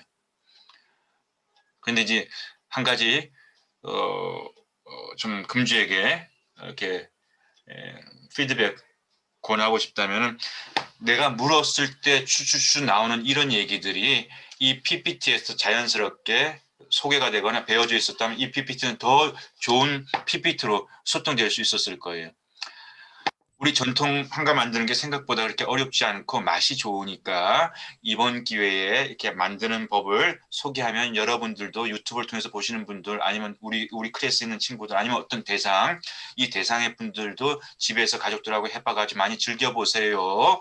일반 사는 과자보다도 훨씬 더 건강하고 좋습니다라고 하는 그런 목적에 대해서 좀 더 당당하고 분명하게 하고, 그리고 또 아버지 도움받아가 이렇게 했기 때문에 저도 이번 기회에 아버지 어려운 것도 알게 되었고 또 이러면서 저도 많이 배울 수 있어서 참 좋았습니다. 가까이 정말 등잔 밑이 얻었다 가까이에서도 배울 수 있다는 걸 저도 코치님 얘기를 통해서 실천해 보니까 느끼게 되었습니다. 전통이라고 하는 것이 그렇게 어려운 것만이 아닙니다라고 하는 이런 것들을 이 PPT 내용의 일관되게 녹여가지고 했다면은 훨씬 더 이 프레젠테이션이 파워풀할 수 있었겠다. 이미 다 경험했고 가지고 있었는데 연결 그 연결에 있어서는 조금 더 금주, 그리고 우리 클래스는 많은 친구들한테 내가 다시 한번 얘기하지만 여러분들은 대학생이기 때문에 앞으로 많은 것을 배워야 되고 더 많은 것을 경험해야 되는 사람 맞아요. 근데 우리는 지금까지 학교 교육을 통해서 너는 아직도 멀었어. 더 배워야 돼. 더 열심히 살아야 돼. 더 많은 경험해야 돼. 이렇게만 들어왔기 때문에 여러분들이 그렇게만, 학생은 이런 그렇게만 생각하는 스테레오타입을 대학생이라면 벗어나야 된다. 그 얘기를 강조하죠. 여러분들은 생각보다 이미 많은 것을 경험했고 여러분들은 생각보다 많은 것을 이미 알고 있는 사람이니까 이제 이후부터 여러분들 대학생활에서는 이미 내가 알고 있고 이게 내가 경험한 것을 계속 연결시키는 그런 노력도 더 많이 한다면은 더 많은 실험과 변화가 가능할 것이다라고 얘기했는데, 그런 면에서 금주가 그런 경험을 하고도 그걸 요거 좀 덜 담지 않았는가, 앞으로는 좀 더 적극적으로 담으면은 좋겠습니다라는 얘기를 드리고 싶어요. 감사드립니다, 교수님. 네. 자, 그럼 우리 그 다음에 들어봐요. 유진이 준비됐는가요? 네, 잠시만요. PPT 좀 킬게요. 네.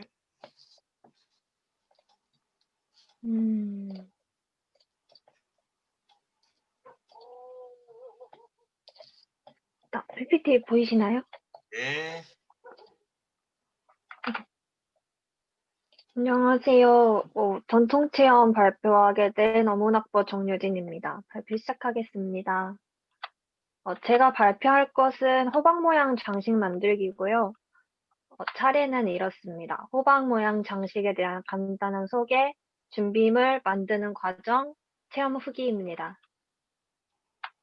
잠깐 그거 호박 유진이도 모양 시작하기 전에 이 대상과 목적에 대해서 만약 PPT에 들어가 있지 않다면 먼저 우리한테 얘기해주고 우리가 들으면 훨씬 더 이 PPT 이해가 좋을 거예요. 어떤 대상, 어떤 목적으로 이걸 내가 경험하고 준비해가지고 이렇게 발표를 하는지 좀 구체적으로 얘기해 주세요. 네, 제가 대상으로 한 것은 이제 어린이, 이제 초등학교 학생들 정도 되는 어린이들이고요. 이렇게 이거를 준비하게 된 이유는 저희 안 그래도 코로나 때문에 외출이 어렵잖아요. 그래서 집에서도 쉽고 간편하게 부모님들하고 같이 만들 수 있는 걸로 준비를 하게 됐어요. 네. 그럼 발표 시작하겠습니다. 호박 모양 장식은 한복의 천 조각 등으로 만들어지는 간단한 장식이고요. 현재는 리본 공예로도 활용이 되고 있습니다. 천과 실로 만드는 단순한 장식이지만 완성된 호박 모양 장식은 놀이개, 머리띠, 브로치, 머리끈 등의 다양한 용도로 활용이 가능합니다. 준비물은 간단하게 약 12cm의 지름인 원형 원단과 넉넉한 실, 바늘이 끝입니다. 만드는 과정은 먼저 원단의 테두리를 따라 홈질을 하는 것입니다. 이때 바늘에 실을 끼워야 되는데 그때 실을 좀 넉넉하게 해주는 게 좋습니다. 실을 천천히 당겨서 주머니 모양으로 오므려주고요. 이때 솜을 촘촘하게 집어넣어주면서 단단하게 봉합해줍니다. 실을 이제 다른 색깔의 실로 더하기와 X 모양으로 둘러주고 그 다음에 완성인데요. 호박 모양 장식을 화려한 머리핀은 강사님의 작품을 참고했습니다. 체험 후기는 특별히 신경 써야 할 점은 두 가지였습니다. 하나는 바늘에 찔리지 않게 조심해야 하는 것이었고요. 다른 하나는 천이 찢어지지 않도록 바느질을 할 때 힘 조절을 해야 한다는 것입니다. 어려웠던 점은 역시 해본 적이 없던 초보자여서 요령에 부족한 바느질이었습니다. 바늘이 생각보다 미끄러워서 땀 때문에 계속 미끄러지고요. 바늘이 가늘어서 손에 피로가 쉽게 왔습니다. 처음 만들어본 장식이라 못난 모양이긴 했는데요. 만드는 방법만 알면 누구든지 쉽게 만들어 볼 수 있는 체험이라고 생각합니다. 이상 발표를 마치겠습니다. 네. 자, 우리 친구들 피드백이나 질문 한번 들어볼까요? 유진이는 요거 공유 좀 풀어주시고요. 잠시만요. 이거 어떻게 끄는지 모르겠어요. 맨 밑에 보게 되면 종료라고 빨간 거 있어요. 빨간 거 눌러보세요. 오른쪽 끝에. 됐다. 네, 잘하셨어요. 자,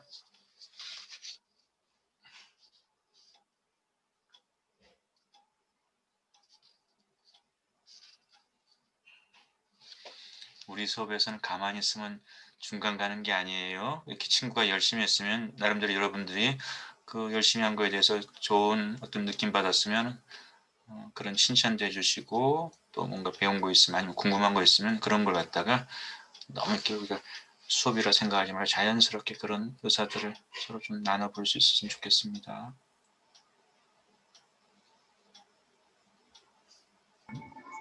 사범학부 박병준 얘기해 보겠습니다. 네. 호박 모양 장식 만들기를 어떻게 해서 이제 하게 됐는지 계기가 좀 많이 궁금합니다.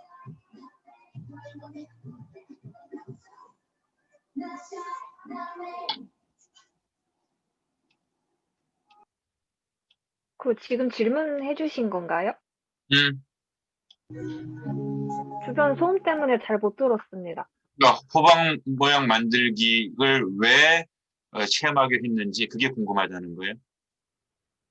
우선은 집안에서도 체험을 해볼 수 있는 장식이 뭔지, 체험이 뭔지 검색을 해보다가 찾게 됐고요. 특별한 도구 없이 쉽게 구할 수 있는 재료들로 만들 수 있는 그 전통 체험이어서 하게 됐습니다. 또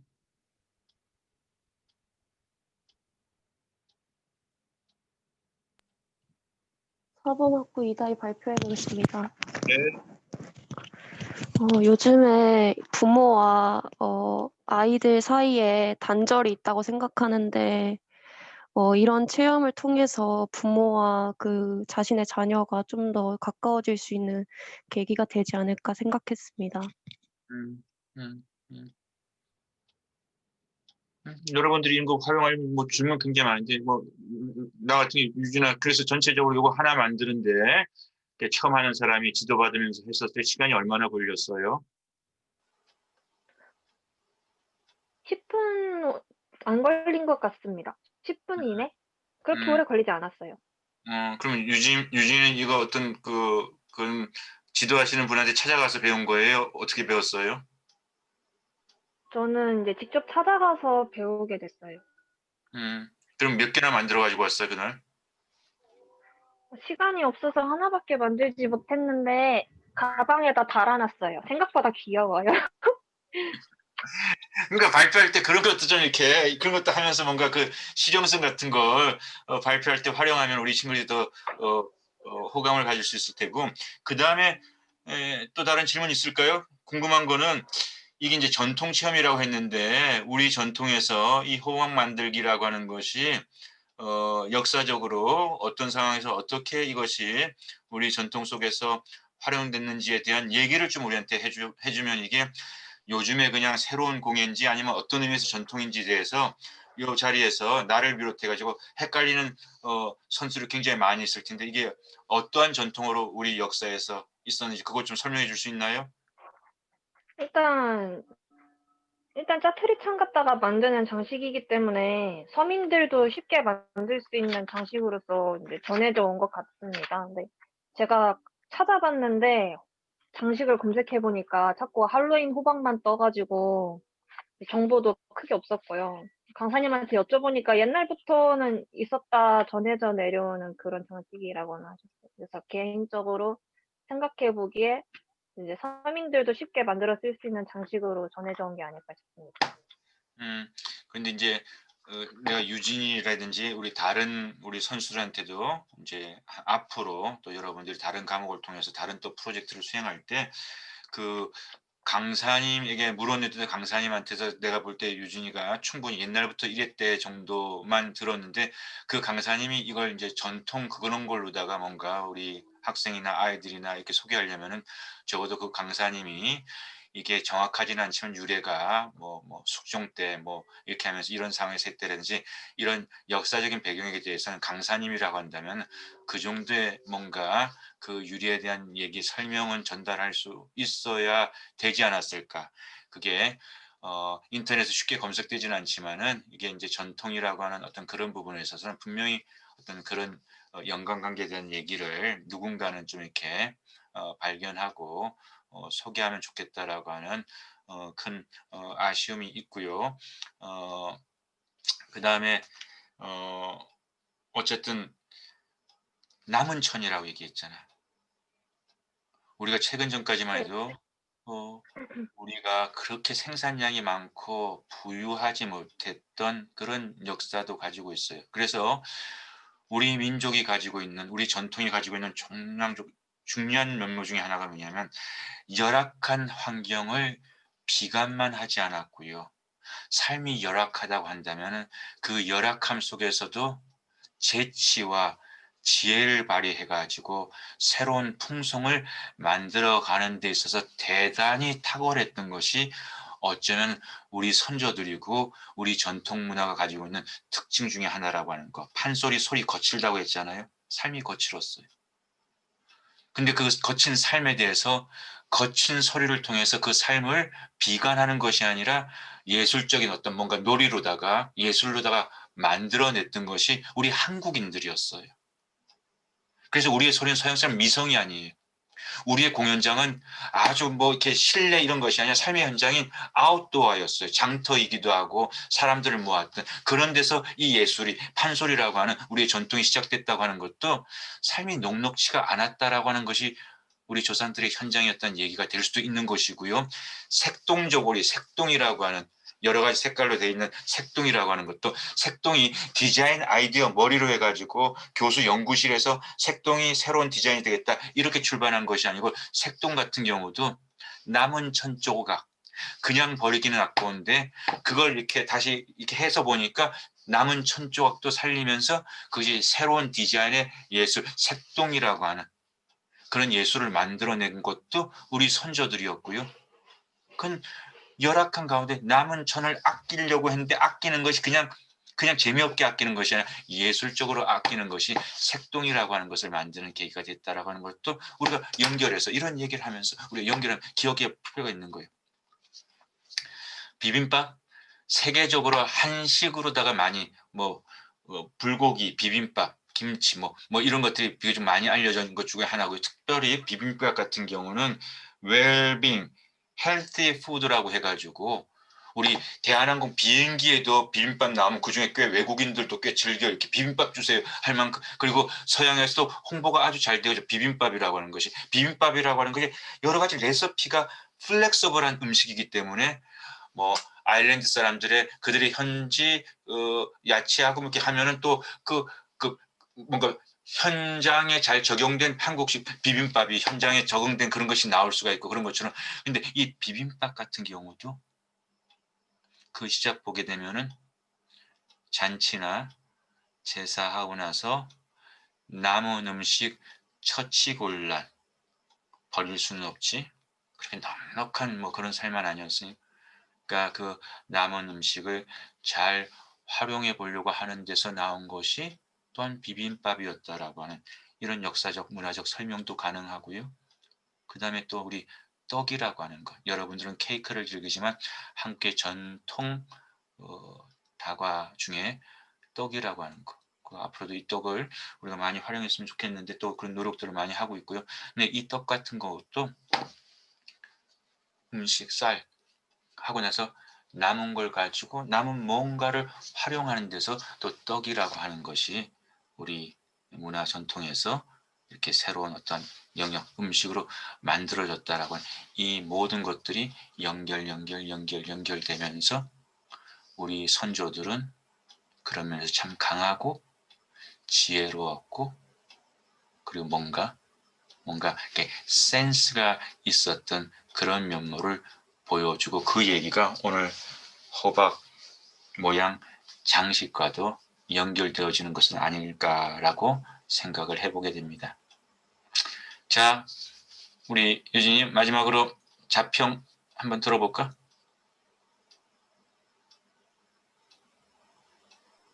제 거 자기평가요? 응? 친구들 하는 거 다 들어봤잖아. 강점부터 세게 얘기해 주세요. 강점부터. 강점은 이제 제 PPT가 간단하게 만들어져가지고 이제 보기는 쉬운 것 같습니다. 네, 보기는 쉬운 것 같아요. 네, 직접적으로 영상이 좀 들어가 있으면 좋을 것 같다고 생각하긴 했는데 제가 그 부분을 이제 할 줄 몰라서 넣지 못한 점이 아쉬웠습니다. 그러네, 그지? 그런 과정들은 영상도 적절히 활용됐더라면 더 좋았을 텐데라고 하는 그런 아쉬움이 있습니다. 그래요. 좋은 자평 감사하고요. 수고했어요. 우리 유진 씨. 고마워요. 자, 그러면 이제 우리 그 다음에 우리 유진이 다음에 에스더까지 들어보자. 우리 전 에스더. 네.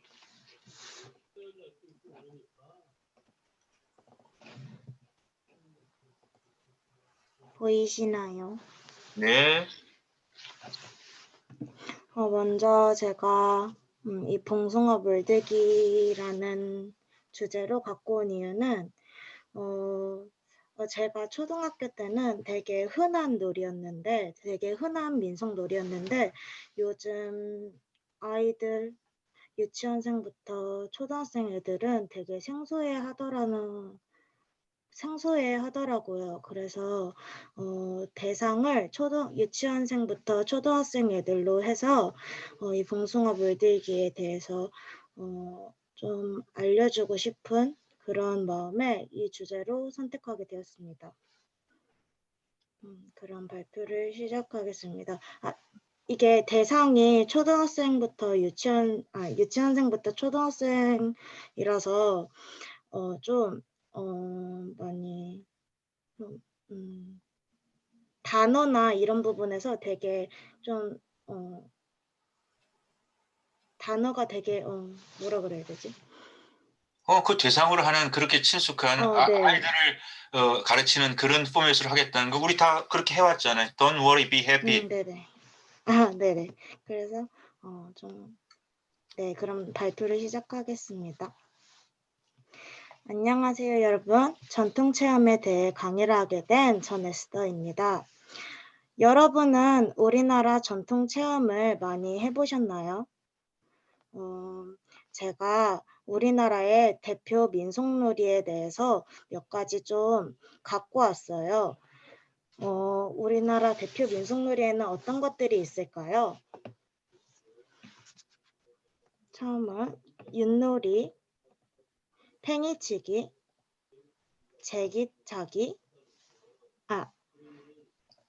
제기차기와 비석치기가 있습니다.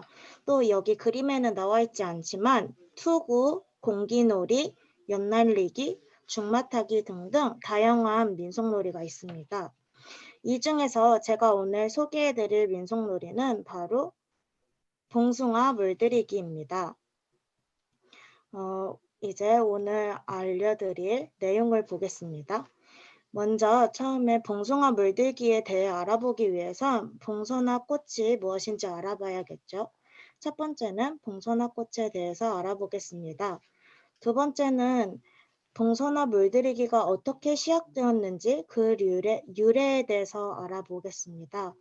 세 번째로는 봉숭아 물들기의 방법을 함께 보겠습니다.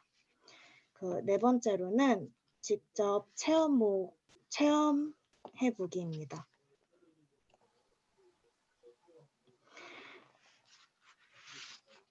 봉선화는 봉숭아, 봉새 등 여러 가지 이름으로 불립니다.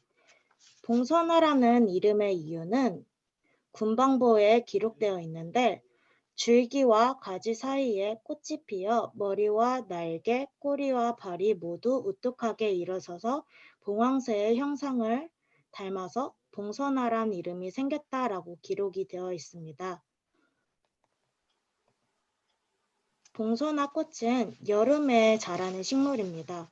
인도처럼 더운 나라에서 태어나서 햇볕이 드는 따뜻한 날씨에 꽃이 자라난다고 합니다. 반전으로 습지에서도 잘 자라서 촉촉한 찰흙에 심고 여름엔 건조하지 않게 키운다고 합니다. 그래서 우리나라는 4월에서 5월에 씨를 뿌리면 5월 중간부터 6월에 꽃이 자라납니다. 여기 사진에는 꽃이 무슨 색인지 보이시나요? 네. 네, 바로 빨간색입니다. 이 사진의 봉선화는 빨간색으로만 띄고 있지만 봉선화는 빨간색뿐 아니라 분홍색, 보라색, 주홍색, 흰색 등등 여러 가지 색을 가지고 있어 아주 매력적인 꽃입니다. 또 봉선화 꽃은 60cm 이상으로 자라는 고성송 봉선화가 있고 24cm에서 40cm로 작게 자라는 외성종 봉선화도 있다고 합니다. 이제 봉선화 꽃에 대해 알아봤으니 봉숭아 물들기에 대해 본격적으로 알아볼까요? 이 봉숭아 물들이기는 한자어로 염지라고 합니다. 이 전통놀이는 5월 중순이 되면 소녀와 젊은 여인들이 봉선화를 이용해서 손톱에 물을 들이는 민속놀이입니다. 조선 후기에 기록되어 있는 동국세시기에는 계집애들과 어린애들이 봉숭아를 따다가 백반에 섞어 지찢어서 손톱에 물을 들인다라고 기록되어 있고 그와 같은 시기에 기록되어 있는 이마필기에도 봉선화가 붉어지면 그 잎을 쪼아 백반을 섞어 손톱에 싸고 사나흘 밤일 지나면 시몬빛이 든다라고 기록되어 있습니다. 정확히 언제부터 유래된 것인지는 분명하지 않지만 조선 말기에는 했던 것은 분명한 것으로 나타납니다.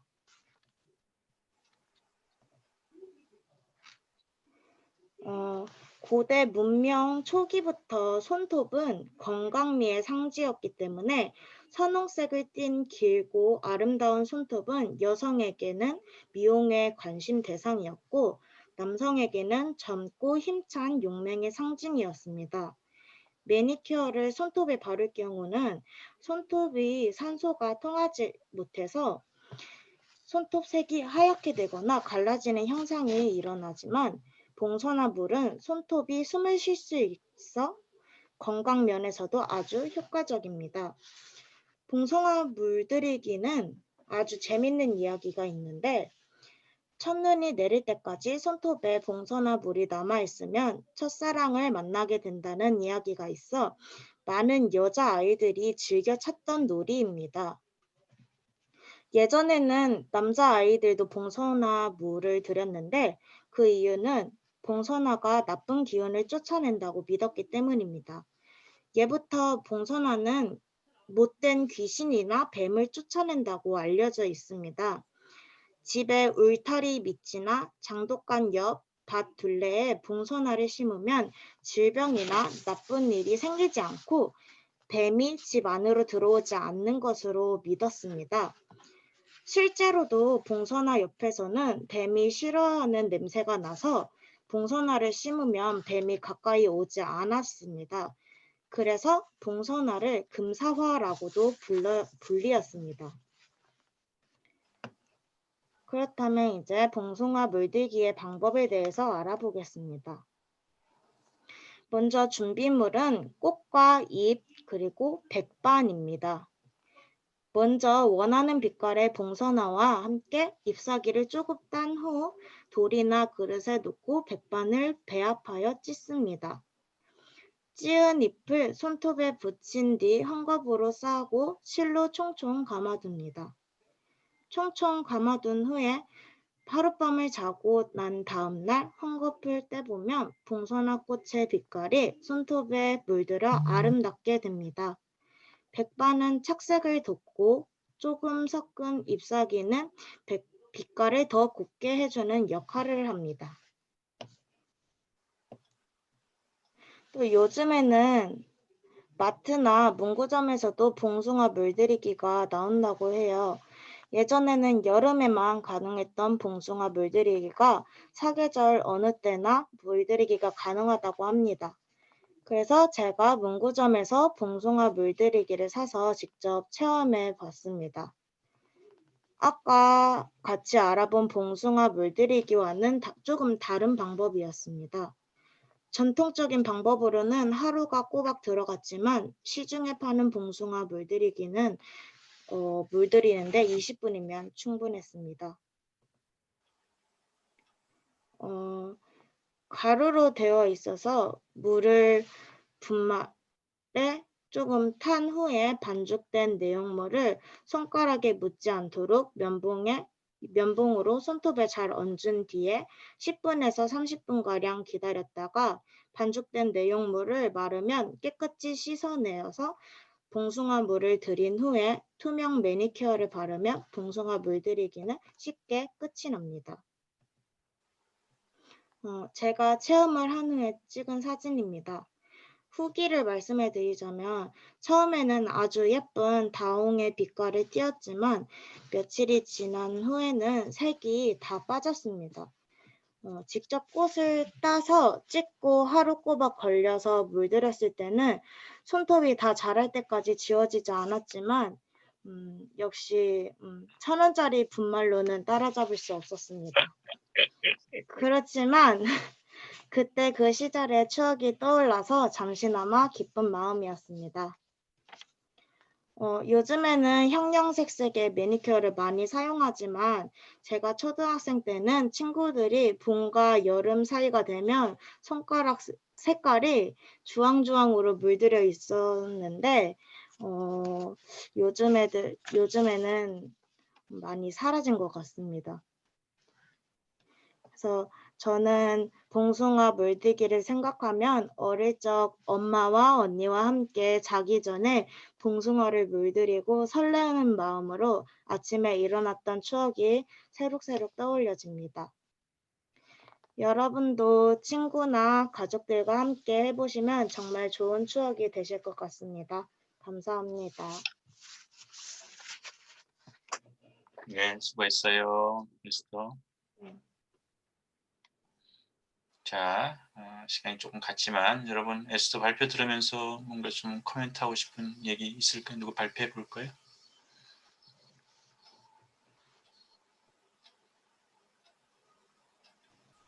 국문학부 김수현 발표해 보겠습니다. 네. 대상을 어린아이들로 잡으셨다고 했는데 그 점을 잘 살려서 내용 설명도 그렇고 봉숭아 물들이기라는 어린아이들이 쉽게 이렇게 흥미를 가질 만한 소재로 한 것도 되게 좋았다고 생각을 하고요. 이제 봉숭아를 손톱에 물들이는 게 우리나라에서 굉장히 옛날부터 해오던 일이라 저는 당연히 봉숭아라는 꽃이 원산지가 우리나라일 줄 알았는데 동남아시아더라고요. 그래서 이 점을 새롭게 알게 되어서 조금 충격이었습니다. 이상입니다. 또 여러분이 뭘 생각해 볼 수, 뭘 배울 수 있었고 또 뭘 언급하고 싶은지.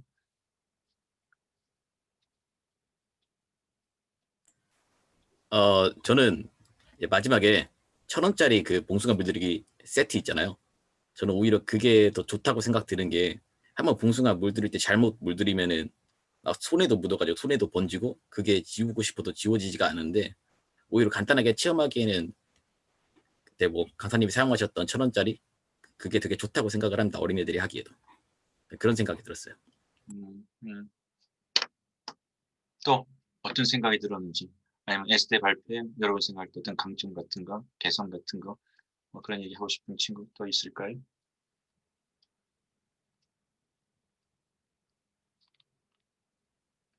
보현아, 공보현 뭘 이렇게 좋아해? 아닙니다. 딴짓하고 있잖아. 아닙니다. 그러면 안 돼, 보현아. 사법학부 이다희 발표해 보겠습니다. 네.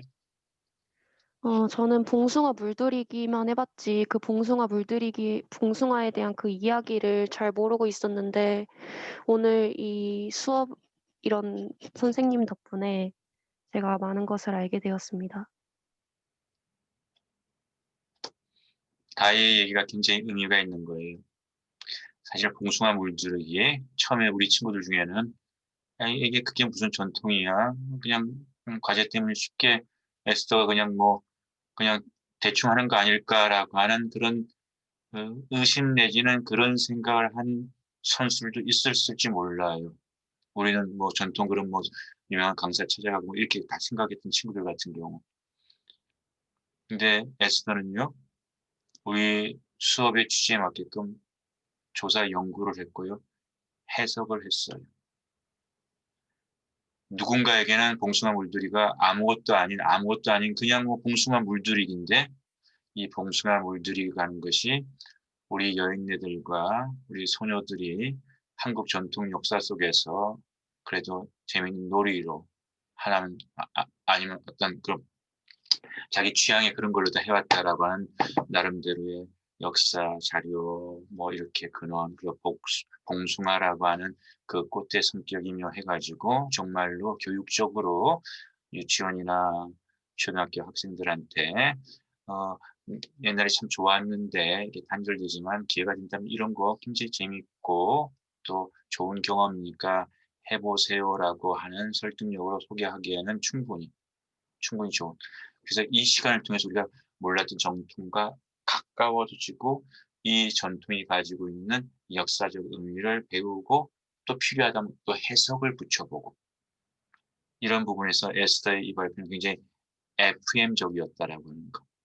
그래서 내가 아까 유진이한테 강사 선생님도 그런 얘기를 그렇게 못하신다고 한다면 그런 강사 선생님 조금은 더 노력해야 되지 않을까라고 얘기했던 거지. 그걸 전통이라고 하는 이름을 붙인다면 경복궁 아무 생각 없이 친구들하고 다녀올 수도 있어. 또 그렇게 다녀오는 경복궁을 다녀간 사람 뭐 관광이라는 이름으로 아니면 그냥 억수로도 많고. 근데 답사로 경복궁을 다녀오는 거는 그가 또 상당히 다르거든요.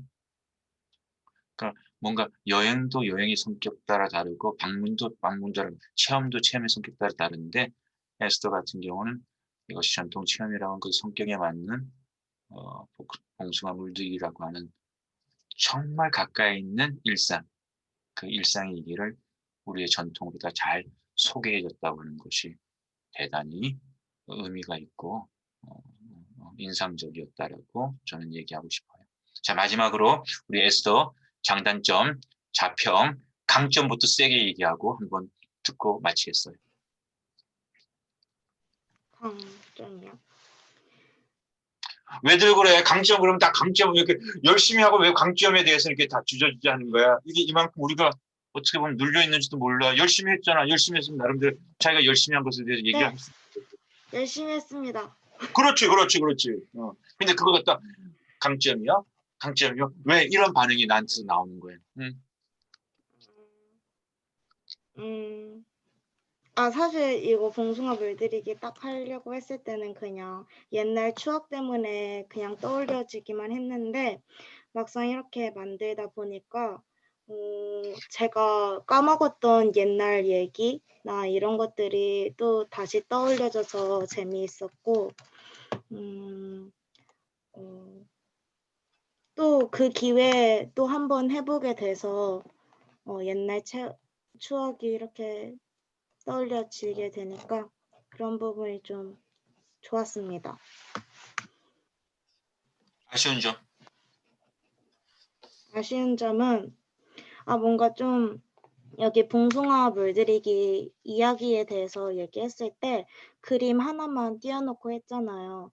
그런 부분에서 아이들이 되게 좀 지루했을 거라는 생각이 들어서 그 부분을 좀 더 보완해야겠다는 생각이 들었습니다. Very professional. 에스더의 자평은 굉장히 정말 우리 대학생답고 맞아요. 그런 부분에 있어서는 앞으로 기회가 된다면 보완해야 될 부분이 맞고 우리 아이들이 그 말로만 있었을 때 지루할 수 있었을 때 나도 그걸 알고 있었고 이번에 못했지만 앞으로는 만약 실제 상황이면 그거 하고 싶다는 너무 좋은 얘기고요. 그 다음에 강점도 너무 프로페셔널. 제 추억 이번 기회에 좀 가볍게 생각했지만 해보면 정말로 옛날 그 추억 그걸 소환할 수 있었다는 것도 에스더한테는 이 과제하면서 의미 있는 것이고 재미있었어요. 우리 하고 싶은 공부해보고 재미있는 공부해보자고 하는 것에 대한 실제적으로 에스더가 야, 이렇게 공부할 수 있구나. 재미있는 공부를 할 수 있다는 작은 성공도 이 수업을 통해서 에스더가 누릴 수 있었던 좋은 기회였다고 생각하고 제가 여러분한테 원하는 것은 과제, 숙제, 뭐 A 학점 뭐 이런 거 다 찌들려 있지만은 에스더는 그런 와중에서도 그런 것을 또 경험할 수 있었고 재밌었다 얘기할 수 있었다는 것이 이 과제의 큰 강점이고 좋은 평가를 받아야 될 이유라고 생각합니다. 수고하셨어요. 자, 그럼 여러분 오늘 많이 붙잡아서 미안하고요. 수고하셨습니다. 우리 여기서 이제 빠이빠이 하도록 하겠습니다. 날씨 많이 추워져서 조심하시고요. 또 다이도 빨리 회복하고요. 빨리 좋아지기를 원하고요. 우리 다음 시간에 또 반갑게 만나요. 건강하세요. 감사해요. 감사합니다. 고맙습니다. 감사합니다.